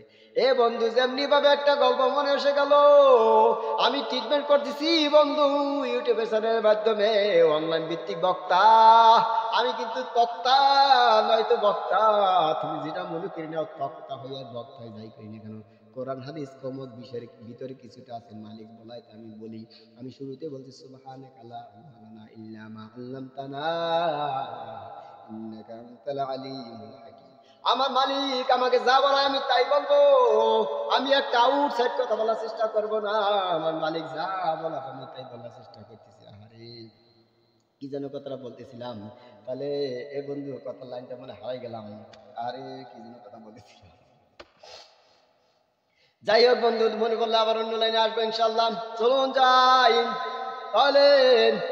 এ বন্ধু গো, কি যেন কথা বলতেছিলাম, টক মিষ্টি ঝাল গো, একটু স্মরণ করে দেন, এখন তো স্মরণ করার দরকার ছিল। আরে কত সুন্দর না গল্প বলতেছিলাম, কেন যে এখানে আসলাম, আহারে মনে পড়ছে না। যাই হোক এ বন্ধুরে, মনে পড়ুক না পড়ুক, সামনে আগাই। এবার দেখা গেছে আপনার সন্তানকে নিয়ে যে তুমি এরকম ভাবে কোলে কাকে নিয়ে ঘুমাই না গো, একবারও টেনশন করলো না, কি দিকে হইয়া যাই গো। এ বন্ধুরা, বন্ধুরা, চিন্তা ভাবনা করিয়া পা হালাইতে হবে, পা ফেলাইতে হবে। আরে মোর কথা মনে বেজার হয়েছেন, যার কারণে আমি কথা লাইন হারাই লাইছি। মোরে কি বদ্ধ দিলে নাই, মোরে কি বদ্ধ দিলেন, বুঝলাম তো না। মই তো কথা লাইন হারাই লাইছি, কি যেন গল্পটা বলতেছিলাম ভাই। সুবহানাকা লা ইলমা লানা ইল্লা মা আল্লামতানা ইন্নাকা আনতাল আলিমুল হাকীম। সুবহানাকা লা ইলমা লানা ইল্লা মা আল্লামতানা ইন্নাকা আনতাল আলিমুল হাকীম। হাসবুনাল্লাহু নি'মাল ওয়াকিল, নি'মাল মাওলা ওয়া নি'মান নাসির। হাসবুনাল্লাহু নি'মাল ওয়াকিল, নি'মাল মাওলা ওয়া নি'মান নাসির। হাসবুনাল্লাহু নি'মাল ওয়াকিল, নি'মাল মাওলা ওয়া নি'মান নাসির। বন্ধুরা, যাই হোক পরবর্তীতে আবার বলবো, অন্য একটা আলোচনা আসি বন্ধু, এক সাইড নিয়ে আলোচনা করলে চলবে না, অন্য সাইড নিয়ে আলোচনা করতে হবে। এরপর থেকে আপনারা উপদেশ গ্রহণ করে নেন বন্ধু, কি থেকে বলতেছিলাম, তারপর থেকে উপদেশ আপনারা গ্রহণ করুন। অন্য একটা বলে যে মোবাইল নামক যে যন্ত্রটা আপনার ছেলের হাতে দিয়ে দিলেন, মেয়ের হাতে দিয়ে দিলেন, একবারও কি চিন্তা ভাবনা করছেন যে আপনি সংসারের গার্ডিয়ান, আপনার নয় প্রয়োজন রয়েছে মোবাইল, আপনার সন্তানের জন্য কিসের প্রয়োজন, যে কোন যুক্তিতে প্রয়োজন ছিল, কোনোদিন দরকার নাই। বন্ধু, ওই মোবাইলের ভিতরে আবি জমি নেস্টি কত কিছু দেখে, আপনি একবার টেনশন করলেন না। ছেলে যখন ওই মোবাইল দেখে, মেয়ে যখন ওই মোবাইল দেখে, কি ছেলে মেয়ে একাকার দেখে, আজকে এত বদনসিব। আরে মা বাবা সবাই একত্রিত নাচা কাচা যা কিছু দেখে, আসলে ভিডিও দেখে, তাহলে ছেলেও স্বাধীন পেয়ে গেল, মেয়েও স্বাধীন পেয়ে গেল। আরে কত যে কি কথা বলবো, কথা বলতে গেলে অন্য অন্য শাখা প্রশাখা হয়ে যায়। আজকে মা বাবার ভিতরে আমল নাই, ছেলে মেয়ের ভিতরে আমল কিভাবে আসবে গো। আরে বাবা মনে করছে যে আমল করলে তো হবে, আমি তো আমল করে মসজিদে গিয়ে হাজার দানা তসবিহ, সুবহানাল্লাহ সুবহানাল্লাহ সুবহানাল্লাহ সুবহানাল্লাহ, আলহামদুলিল্লাহ আলহামদুলিল্লাহ, আল্লাহু আকবার, মুখ দিয়া গেজা মেজা বাইর হয়ে দেয়, আরে ফেনা বাইর হয়ে দেয়, সুবহানাল্লাহ আল্লাহু আকবার আলহামদুলিল্লাহ, মসজিদের কোণে বসে হাজার দানা তসবিহ, ওরে গুতান গুতাই রে, আল্লাহু আকবার। আরে ওদিক দিয়া তার নাতি একটা পাঠার সাথে চলে যাইতেছে স্কুল কলেজে, একবারে চিন্তা ভাবনা করলাম যে পাঠাটা যে কোন সময় কি কাজ করবে, শিয়ালের দ্বারে মুরগির হালি দেওয়া যেমন কথা। আরে ওই পাঠার সাথে, পাঠা নামক সন্তানের সাথে আর একটা মেয়েকে চাইয়ে দেবো, একই কথা, একটু বুঝলা না আমার কথা। যদিও অন্যভাবে চলিয়া যায় বন্ধু, এভাবে ছাড়া কিভাবে বলবো জানি না। মালিকে বলাইতেছে আরে তুমি তাসবিহ বর্ণনা করো মসজিদে বসিয়া, আল্লাহ যেন মাফ করে, আল্লাহ যেন মাফ করে। না না না, এত সোজা কথা নাই গো, একটু বাঁকা সহজে তোমার আল্লাহ মাফ করবে, তুমি কিভাবে বুঝে নিলা? আরে ওই তো বনি ইসরায়েলের সেই ঘটনাকে কোরআন হাদিসের আলোকে বলে স্মরণ করে দিতেছি। মাওলা ডাক দিয়ে বলেন, যাও যাও গো জিব্রাইল, যাও অমুক এলাকা ধ্বংস করিয়া দাও। জিজ্ঞাসা করলো, মালিক গো কি বলতাছো বুঝতেছি না। এ বোঝার কোনো দরকার নাই, কোনো পায়তারা নাই, যাও যাও ওই এলাকারে পুরা কাবাস করিয়া দাও, তুলার মতন উড়াইয়া দাও।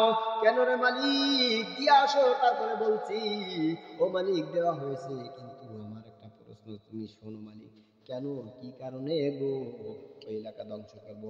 ওই এলাকায় তো এমন কিছু কিছু ব্যক্তিগণ রয়েছে, আমার একজন আল্লাহর অলিও রয়েছে, যে আল্লাহর অলি সারা দিন রাত 24 ঘন্টা শুধু তাসবিহ তাসবিহ, সুবহানাল্লাহ সুবহানাল্লাহ, আলহামদুলিল্লাহ আলহামদুলিল্লাহ, আল্লাহু আকবার আল্লাহু আকবার গণনা করে যাচ্ছে। তার কি দোষ হয়েছে মালিক গো?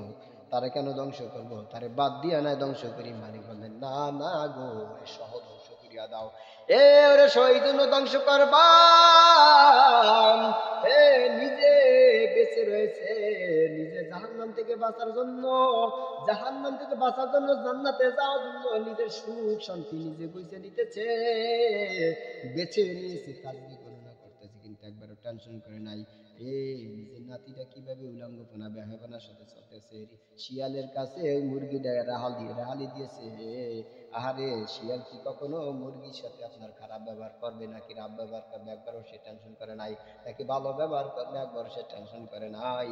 সে তাসবিহ গুনতেছে। মেয়েটা যে ওই শিয়াল নামক মানুষটার সাথে আপনার এদিক ওদিক যাইতেছে, কলেজে যাইতেছে, কোন সময় কি ঘটনা ঘটবে গো, তাকে একবার সে চিন্তা ভাবনা করছে। সে তো কখনো দেয় না, সে তো কখনো ওই ব্যাপারে সচেতন নয়, সে একবারও আপনার বলে নাই। তাকে যদি উলামা একরাম প্রশ্নবিদ্ধ করেছে, এ নানাজি, এ বাবাজি, এ মায়েরা, এ বোনেরা, তোমার এই ভাই তোমার এই বোন দুজন একসাথে কেন যাইতেছে? তোমার ছেলেটা কেন ওর সাথে যাইতেছে? পর্দা করবে, পর্দা করবে। ডাক দিয়ে বলে, মোল্লা চুপ থাকো তুমি, তুমি চুপ থাকো, মুখ তুমি চুপ থাকো।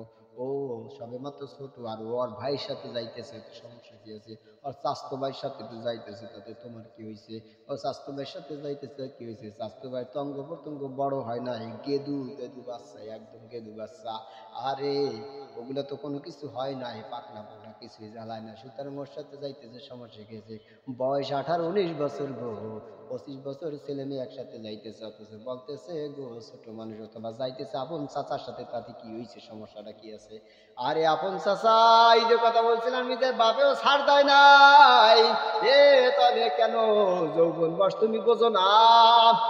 এমন যৌবন, 25 বছরের একটা যুবক, কত যে উত্তেজনা এসে ছটফট করতেছে, কত যে পানি নিয়েছে, খেলাধুলা করতেছে, একবারও টেনশন করলাম না। ওই পানি সামলানো বড় মুশকিল, বিশাল বড় পানি দিয়ে সাঁতার কাটতেছে যুবক, ওই যুবতীও সাঁতার কাটতেছে, কখন যে গোসল করবে গো, একবারও টেনশন করলাম না। আরে মনে মনে ভাবতেছো গো যে ওই যুবক যুবতী একসাথে যায়, তাতে কি আসে যায়?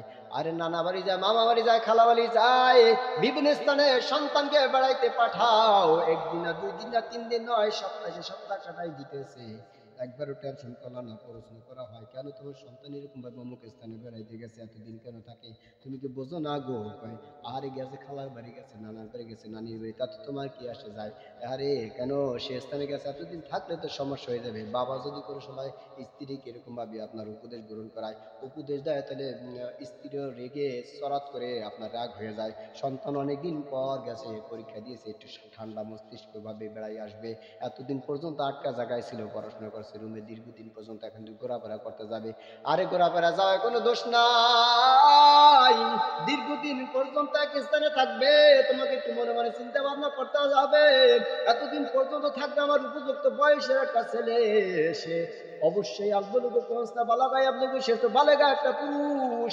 ওদিকে তার মামা তো বোন, খালাতো বোন রয়েছে, যেগুলা বেশি যত হোক না কেন, তার ভিতরে যৌবনের তামান্না অনেক কিছু আছে, সেও জোয়ারের পানিতে ভেসে যাচ্ছে গো। ওই 2 জোয়ারের পানিতে যে কখন গোসল করবে যুবক যুবতী, একবার টেনশন করলা না? তুমি মনে মনে ভাবতেছো খালা বাড়ি বেড়াইতেছে, খালা বাড়ি বেড়াইতেছে, খালা তো বোনকে বিবাহ করা যায় যাচ্ছে, কিন্তু বৈধভাবে তো করতে হবে। দীর্ঘদিন পর্যন্ত জামারি নাই, বেড়াইতে যাওয়া তো যায় যাবে না, সকালে যাবে, বিকেল আবার সাথে সাথে চলে আসবে, এরকম বেড়াইতে পাঠাইতে হবে। তুমি কি মনে করছো কথা যদি কাট পাঠ করে বলি তাহলে তোমার কাছে তিতা লাগবে। আমাকে ইন্টারনেটের মাধ্যমে গালিগালাজ করতে পারে, কিন্তু সব জিনিস খুইলা বললাম না গো। ইনজিল জিনিসটা কখনো ঠান্ডা কখনো গরম স্বাভাবিক হয়। ও বন্ধুরে, কখন গরম হবে কখন ঠান্ডা হবে গো, আর কখনো উকি ঝুঁকি দিয়া তোমার ইনজিল দেখবে কি করবে না করবে তাকে একবারও ভেবেছো? একবার কি চিন্তা ভাবনা করেছো? এমনি কইয়া তো এক যুবক আর এক যুবতীর সাথে মেলামেশা করে, সুযোগ পাইলেই আপনার রাহালি দিছো। তুমি ওই বকরিটাকে রাহালি দিছো শিয়ালের কাছে, মুরগিটা রাহালি দিছো শিয়ালের কাছে। একবারও টেনশন করলা না যে সে শিয়ালটাকে তোমার ওই মুরগিটাকে আদর করবে না ভালোবাসবে গো? এ বন্ধুরা, আর যাইতাম না পচা কথা ওদিকে, পচা কথা বললো এদিকে আপনার উপদেশ আছে, সব দিকে লক্ষ্য করো। আরে ছোট ভাইও যদি হয়, ছোট ভাইও যদি হয়, ভাই বালেগ হয়েছে ছোট ভাই বালেগ হয় নাই, তখন ওই একই বিছানায় থাকা কোনোদিন সম্ভব না, রাখা যাবে না। রাসূল সাল্লাল্লাহু আলাইহি ওয়াসাল্লামের হাদিস, তো হাদিসে বলা হয়েছে। এ বন্ধুরে, সেই হাদিসটা মনে পড়ে গেছে। ওই যে গল্প বলতে বলতে এখানে চলে এসেছি। আল্লাহ রাব্বুল আলামিনের হাবিব রাসূলুল্লাহ সাল্লাল্লাহু আলাইহি ওয়াসাল্লাম বললেন, আল বুলুগু পাঁচটা বালাগা ইয়াবলুগু আন-নিকাহু নিসফুল ঈমান। মিশকাত শরীফের হাদিস, হাদিসের দারাসিয়া মাশারা শাবাবে মান ইসতাতা মিনকুম ফালিয়াতাজাওয়াজ। হে যুবক সম্প্রদায়গণ, তোমাদের যাদের সামর্থ্য রয়েছে তারা বিবাহ করিয়া নাও, যাদের সামর্থ্য নাই তারা জাওয়াজে খাসি হইয়া যাও গো, খাসি হইয়া যাও। রোজা রাখো, রোজা রাখো, রোজা রাখো। তাহলে খাসি হওয়া মানে রোজা রাখতে বলাইছে। রোজা রাখলে তাহলে তোমার যৌবন কি থাকবে, ঠিক থাকবে, বেশি লাফালাফি তিরিং বিরিং করবে না বন্ধু। এটা কিন্তু হাদিস দ্বারা উদ্দেশ্য। এই জন্য যাদের সামর্থ্য রয়েছে তারা অবশ্যই বিবাহ করবা। যদি সামর্থ্য না থাকে গো, তাহলে রোজা রাখবা নিয়মিত ভাবে, তাহলে যৌবন ঠিক থাকবে গো। এই যে কথা বলতেছিলাম গো, কেননা রাসূল সাল্লাল্লাহু আলাইহি ওয়াসাল্লাম সহিহ হাদিস দ্বারা প্রমাণিত। বর্তমান সরকার, পিছনে সরকার, বর্তমান সরকার কতটুকু মানবে আর না মানবে তা আমি জানি না। 15 বছর 16-17 বছর পর্যন্ত যে সরকার ছিল, নামও বলবো না, আল্লাহ মাফ করুক, কত যে নির্যাতন কত যে নিপীড়ন করেছে। হুজুরদের উলামা একরামদেরকে কোরআন হাদিসের কথা বলতে দেয় নাই, সত্যের কথা বলতে দেয় নাই। জেলে কারখানা ইত্যাদিতে ঢুকাইয়া তাদেরকে হত্যা করা হয়েছে। বিভিন্ন সেক্টরে তাদেরকে লুকায়িত করে আপনার গুম খুন করা হয়েছে। এ বন্ধুরে, যাই হোক, ও কথা বলবো না, আল্লাহ হেদায়েত দান করুক। এখনো যারা আছো তারা এমন কাজ করো না, হক কথা টাস টাস করে বলার জন্য উলামা একরামদেরকে সুযোগ করে দিও।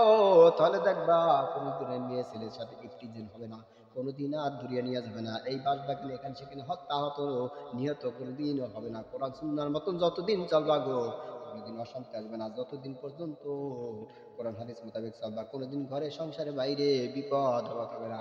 এ বন্ধু, কোরআন বলে কি হাদিস বলে কি, বলতেছিলাম সেই কথাটা মনে পড়েছে।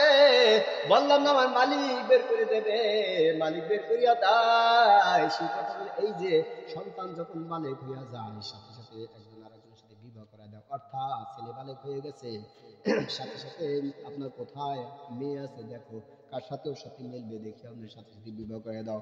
মেয়ে বালেগ হয়ে গেছে, তোমার সাথে সাথে তোমার সন্তান একটা ছেলে দেখতে শুরু করে দাও, কোন ছেলের সাথে ওর সাথে মেলে, সুন্দরভাবে মিলাইয়া তাদেরকে বিবাহ করাই দাও। অর্থাৎ কোরআন হাদিস দ্বারা প্রমাণিত, এটা রাসূলের সহিহ হাদিস আমি বলতেছি, অন্য হাদিস কোনো বলতেছি না।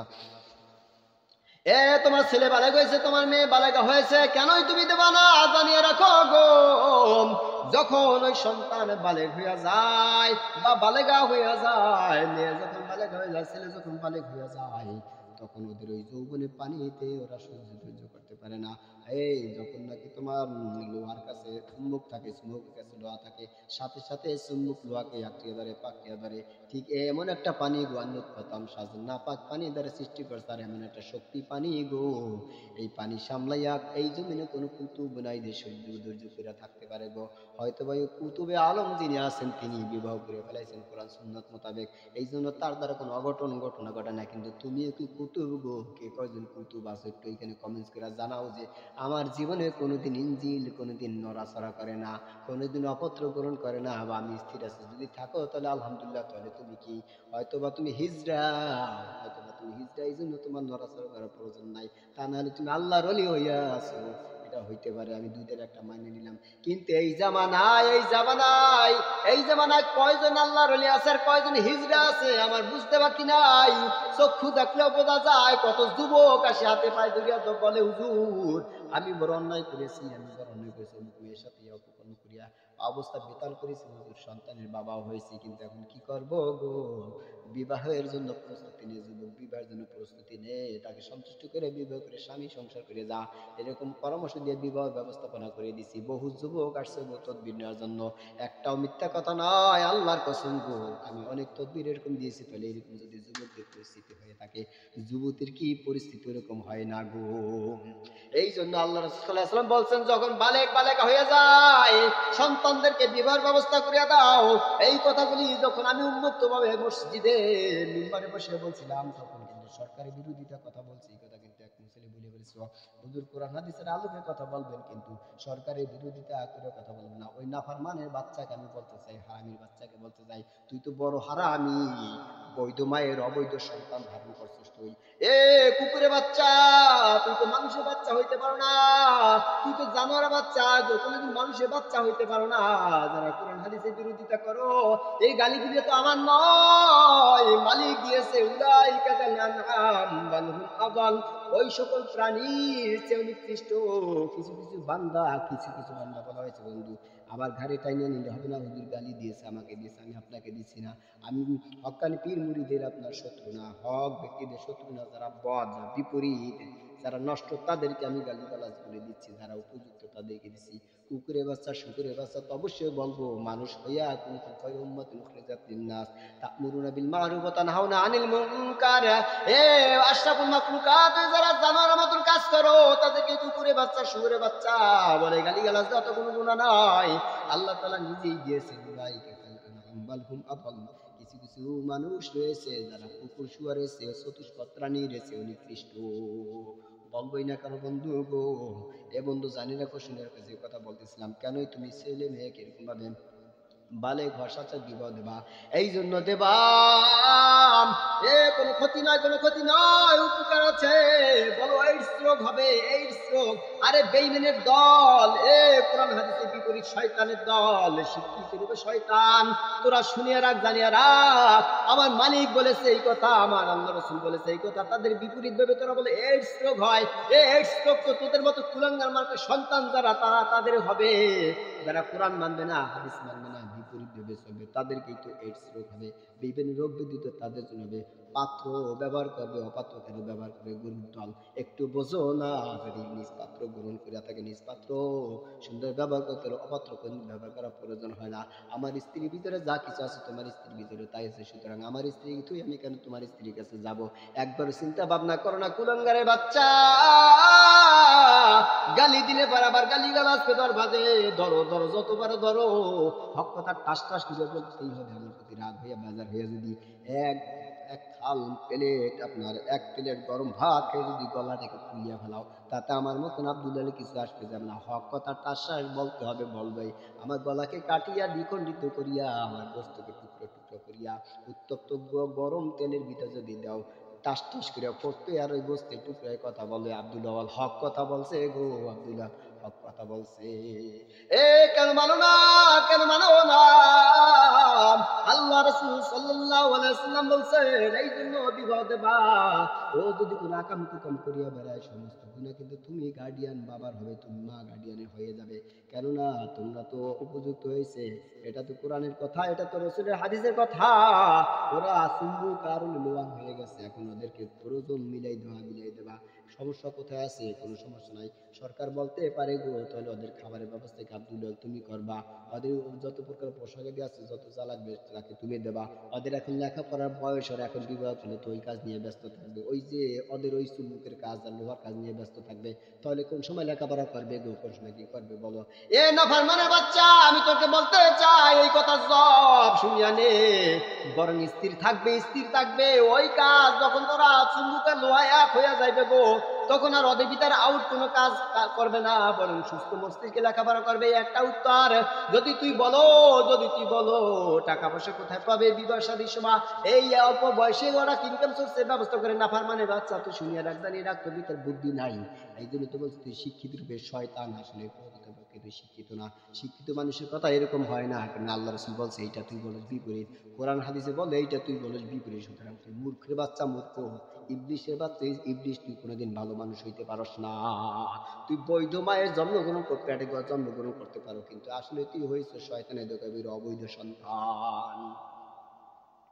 এই কথাটা শুনে রাখো, জানি রাখো, এমন সন্তান কিভাবে কি ইনকাম সোর্স করবে তাই ভেবেছো? জন্ম যখন দিতে পেরেছো, আব্বু ডাকটাকে শুনে আব্দুল্লাহ শুনবে না তুমি শুনবা? মা ডাকি আমার স্ত্রী শুনবে না তুমি মা হয়ে শুনবা? জানি রাখো, তোমার মা ডাকটা শুনতে যেমন তোমার কাছে ভালো লাগে, সন্তানের বাবা ডাকটা তুমি বাবা হয়ে যদি তোমার কাছে ভালো লাগে, তাহলে সন্তানকে লালন পালন যতদিন পর্যন্ত উপযুক্ত বানানো আগ পর্যন্ত রসুলের হাদিস গো তোমার ভর পোষণ দিতে হবে। তোমার মেয়ে তোমার ভর পোষণ দিতে হবে, তোমার ছেলে ভর পোষণ তোমাকেই দিতে হবে। সুতরাং ভর পোষণ দেওয়ার দায়িত্ব হয়ে গেল। তোমার সন্তান তুমি লালন পালন করবা, ওই মেয়ের সন্তান তুমি লালন পালন করবা। ওদের যত যা কিছু প্রয়োজন রয়েছে এমনিতে তোমার দিতে হয়, তুমি সেইভাবে দিয়ে দিয়া যাবা।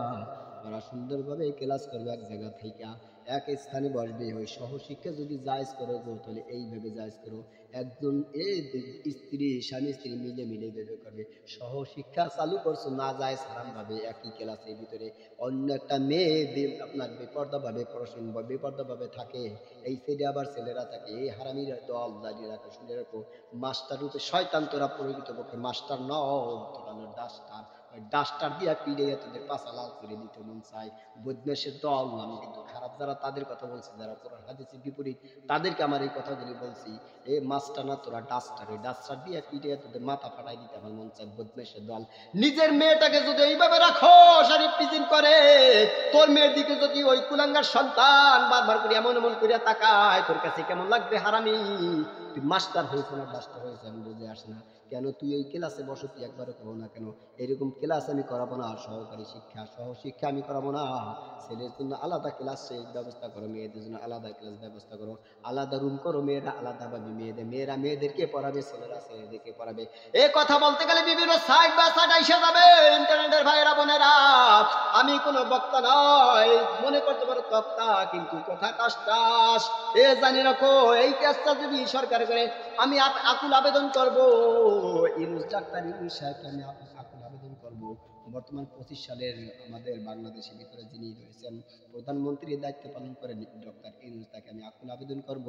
যদি কথাটা চলিয়া যায় তাহলে আকুল আবেদন করব। আপনার সহানুভূতি কামনা করছি, আপনার দক্ষ মেজাজ সূক্ষ্ম মেজাজ কামনা করছি। ইসলামের পথে থাকেন, মুসলিম তো আপনি, এটা আমি বিশ্বাস করি, আপনিও বিশ্বাস করেন। যদি মুসলমানের বাচ্চা হয়ে থাকো ডক্টর ইউনূস, আমার কথাগুলি লক্ষ্য লক্ষ্য করিয়া শোনো। আমি তোমাকে শোনো বলতে বাধ্য হয়েছি গো, ইসলামের খাতিরে বলছি। নচেত তো তোমার নাতি নাতকুরা কচি যে একদম নাতির পরে নাতি পুতি, তার বয়সও আমার না, কিন্তু তুমি শব্দ এই জন্য বললাম গো, আদর কণ্ঠে মায়াবী কণ্ঠে বললাম, বাবা হিসেবে বললাম ডক্টর ইউনূস গো, যদি আমার ভিডিও তোমার কাছে পৌঁছে যায় তাহলে শোনো, তুমি অন্তত এতটুকু উপকার তুমি করে যাও যে বাংলাদেশে অন্তত পক্ষে একটা মডেল স্কুল হোক, মডেল স্কুলগুলি মডেল হয়ে যাক। বাংলাদেশে অন্তত পক্ষে সহকারী শিক্ষা কোনদিন থাকবে না। মেয়েরা মেয়েদেরকে পড়াবে, আলাদা রুম থাকবে গো, পর্দা হয়ে থাকবে, বাংলা পরে ইংরেজি করো।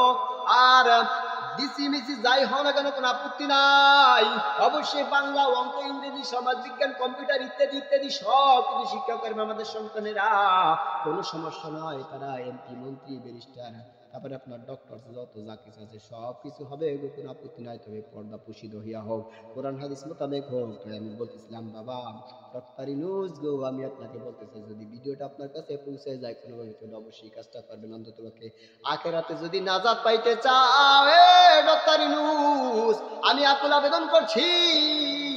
কোরআন হাদিস আমার ভিতরে কতটুকু আছে না আছে আমি তা বলবো না। মানুষ বলে কারি হাদিস বলানো মুক্তি, কিন্তু আমি অনলাইনের বক্তা, আমি কোনো মাঠের বক্তা না, শুধু অনলাইন ভাবে একটু কথা বলে গেলাম, এতটুকু বললাম। বাবা গো, তুমি অন্তত এই কাজটা করিয়া যাও। যদি আজকে মরিয়া যা, আমার কথা যদি পালন করতে পারে, আশা করি ইনশাআল্লাহ জান্নাতের সার্টিফিকেট মাওলা কইরাও দিতে পারে, করবে, যেটা আমি বলছি না। জান্নাত আর আমার মামু বাড়ির কাজ করলা না, আমার বাপ দাদার প্রতীক সম্পত্তি না। আমি তোমার জান্নাত দিয়ে দিলাম আর জাহান্নাম দিয়ে দিলাম, হইয়া গেল তা না। আমি লাইন দেখাই দিলাম, বিভিন্ন ধরনের লাইন আছে। ডক্টর ইউনূস অন্তত পক্ষে এই স্কুলগুলিকে সহশিক্ষা না করিয়া দিয়া আলাদা আলাদা স্কুল, এক স্থান স্কুল থাক, কোনো সমস্যা নাই। পুরুষ শাখা থাকবে আলাদা, মহিলা শাখা থাকবে আলাদা। পুরুষরা পুরুষদেরকে পড়াবে, পুরুষ ছেলেদেরকে পুরুষরা পড়াবে, মেয়েদেরকে মেয়ে শিক্ষিকারা পড়াবে। এইভাবে যদি পড়াও গো তোমরা তো তোকে কোনোদিন আর ইফটিজির হবে না, পুলিশের গুলি আর ব্যয় হবে না, রাষ্ট্রীয় সম্পদ কোনোদিন তোমার অপচয় হবে না। ওই পুলিশের গুলিটা ব্যয় কেন তুমি করবা, অপচয় কেন করবা? আমি তো শুরুতে কোরআনের আয়াত পাঠ করে দিয়েছি, কুলু ওয়াশরাবু ওয়ালা তুসরিফু ফাইন্নাহু লা ইউহিব্বুল মুসরিফিন। আল্লাহ তাআলা অপচয়কারীকে পছন্দ করেন না। খাও, পান করো, ব্যবহার করো, তোমরা কোনো সমস্যা নাই, কিন্তু অপচয় করিও না। এই ডাক্তার ইউনূস আমার কথা মানে বুঝতে পারছেন? আমি স্পষ্ট ভাষায় বলে দিতে চাই বাবারে, অন্ততপক্ষে বাংলাদেশের প্রত্যেকটা প্রতিষ্ঠানকে আপনি দয়া করিয়া সহকারী শিক্ষা থেকে বঞ্চিত করিয়া বরং যেটা উপযুক্ত হবে সেটা হলে জিরাস। ওই কথাটাই আবার বলছি গো, সহকারী শিক্ষা প্রয়োজন নাই, এতে যে কত ক্ষতি হয় গো, সব ধ্বংস করে যায়। আর যদি সহকারী প্রতিষ্ঠান করতেই চাও, ওই কোরআন হাদিস মোতাবেক করো। ছেলে বালেগ হয়ে গেছে, মেয়ে বালেগ হয়ে গেছে, বিবাহ করাইয়া দাও, ওরা স্বামী স্ত্রী একসাথে থাকবে, একজন একজনের সাথে পার্টিশন থাকবে, এভাবে করিয়া ঘন ঘন পার্টিশন করে মধ্যে থাকবে। ওইখানে ছেলের বাসবে, ওইখানে ছেলে মেয়ে বাসবে, তার স্বামী স্ত্রী কাজ করবে। এইটা যদি পারো হবে, এটা তো হবে না, সম্ভব নয়। গিজি গিজি রুম কোনোদিন বানাইতে পারবে না, আর কোনদিন হবেও না। সুতরাং ওই পর্বটা বাদ, একদম বাদ। আলাদা তোমার স্ত্রী পড়বে ওই রুমে, স্বামী পড়বে এই রুমে, অথবা আলাদা আলাদা স্কুল, এক জায়গায় দুইটা স্কুল করে দিতে হবে। একটা প্রাইমারি করতে হবে, এই সাইডে প্রাইমারি, এই সাইডেও একটা প্রাইমারি, মানে দুইটা দুইটা ঘর তুলতে হবে, স্পষ্ট কথা। এই কাজটা যদি করিয়া যাইতে পারো গো, কোনোদিন আর ওই ছেলেরা মেয়েদের নিয়ে কোনো টেনশন করা যাবে না, ছেলে আর মেয়েদেরকে নিয়ে টিজে নিয়ে টেনশন করা যাবে না, জেনা নিয়ে টেনশন করার প্রয়োজন হবে না। কোনোভাবে মা বাবা ক্ষতিগ্রস্ত হবে না, মা বাবা কোনোদিন ভোগবে না। আরে কপাল পরা শয়তানের দল, আমার কথাটা একটু মাইনা নিয়ে, যারা ভালো মানুষ তাদেরকে আমি শয়তানের দল বলছি না, যারা শয়তানের দল তাদেরকে আমি শয়তানের দল বলছি, যারা ভালো মানুষ তাদের শত্রু আমি বলছি না। আমার কথাগুলো যদি অতীতে আমার মালিক বলাতেছে, আমি বলার চেষ্টা করতেছি। আমার এই ভিডিওগুলি যদি কোনো বান্দা প্রচার প্রসার করে থাকো, আর যদি শেষ পর্যন্ত দেখে থাকো, তাহলে অন্তত তোমাকে কাটসাট করে হইলেও সমস্যা নাই, এই কথাগুলি ডক্টর ইউনূসের কাছে পৌঁছে দিও। তিনি যেন আমার এই কথাগুলি রাখে, আমার এই কথাগুলি রাখে। আর কোনোদিন মেয়েদের নিয়ে অন্তত ছেলেরা ভুক্তভোগী হবে না, ছেলেরা কোনোদিন মেয়েদেরকে নিয়ে ভুগতে হবে না। অকর্ণা ফি বুয়ুতিকুম ওয়ালা তাবারাজনা তাবারুজাল জাহিলিয়াতিল উলা। হাজার আলোচনার ভিতরে একটা নির্দেশ আলোচনা করাই দিল আমার মালিক, আমি কথাগুলি বললাম। মনে হয় বুঝতে পারছো বন্ধুরা? তাহলে অবশ্যই অবশ্যই আমল করার চেষ্টা করবা। এই আর একটা ফর্মুলা দেওয়া যায়, ওই ফর্মুলাটাকে স্মরণ করে দিতে চাই, যেই ফর্মুলাটা হলো মোবাইল সংক্রান্ত বিষয়। তোমার আমার বাবা যে গাছটা লাগাই গেছে, কলা গাছ লাগাই গেছে, কলা থেকে কলা গাছ আপনার যেভাবে বের হবে মিষ্টি, এরকম তেঁতুল হবে না, তেঁতুল কোনোদিন কলা হয় না। সুতরাং তুমি ইউটিউবের ভিতরে এমন এমন কিছু গাছ লাগাইয়া যাও, যে গাছগুলি তুমি যখন বেঁচে থাকিয়া তুমি ওইটা ভোগ করতে পারবা, মরার পরে ভোগ করতে পারবা। এই শাহাদাত আঙ্গুলটা কিন্তু সাক্ষী হয়ে থাকবে, জানিয়ে রাখবা। এক শাহাদাত আঙ্গুল আল্লাহ তাআলা দিছে ভালো পথে ব্যয় করার জন্য, ভালো কাজ করার জন্য শাহাদাত আঙ্গুলটা দিয়েছে। এই শাহাদাত আঙ্গুল দিয়ে তুমি অবশ্যই লাইক কমেন্ট শেয়ার সাবস্ক্রাইব করবে, না সত্য কথা। আরে আমিও চাই আমার চ্যানেলটা লাইক কমেন্ট শেয়ার সাবস্ক্রাইব করো গো। যদি তোমার ভিতরে আখেরাতে কোনো কিছু থাকে, নেক উদ্দেশ্য থাকে, তাহলে করো, না তো তুমি স্কিপ করিয়ে চলে যাও। আমার কথাগুলো যদি তিতা লাগে, তোমার প্রয়োজন নাই, ইউটিউবের ভিতরে দরকার নাই। তুমি গালিগালাজ দাও আর যাই করো না কেন বন্ধু, তোমাকে ধন্যবাদ, তোমাকে আল্লাহ হেদায়েত দেয়।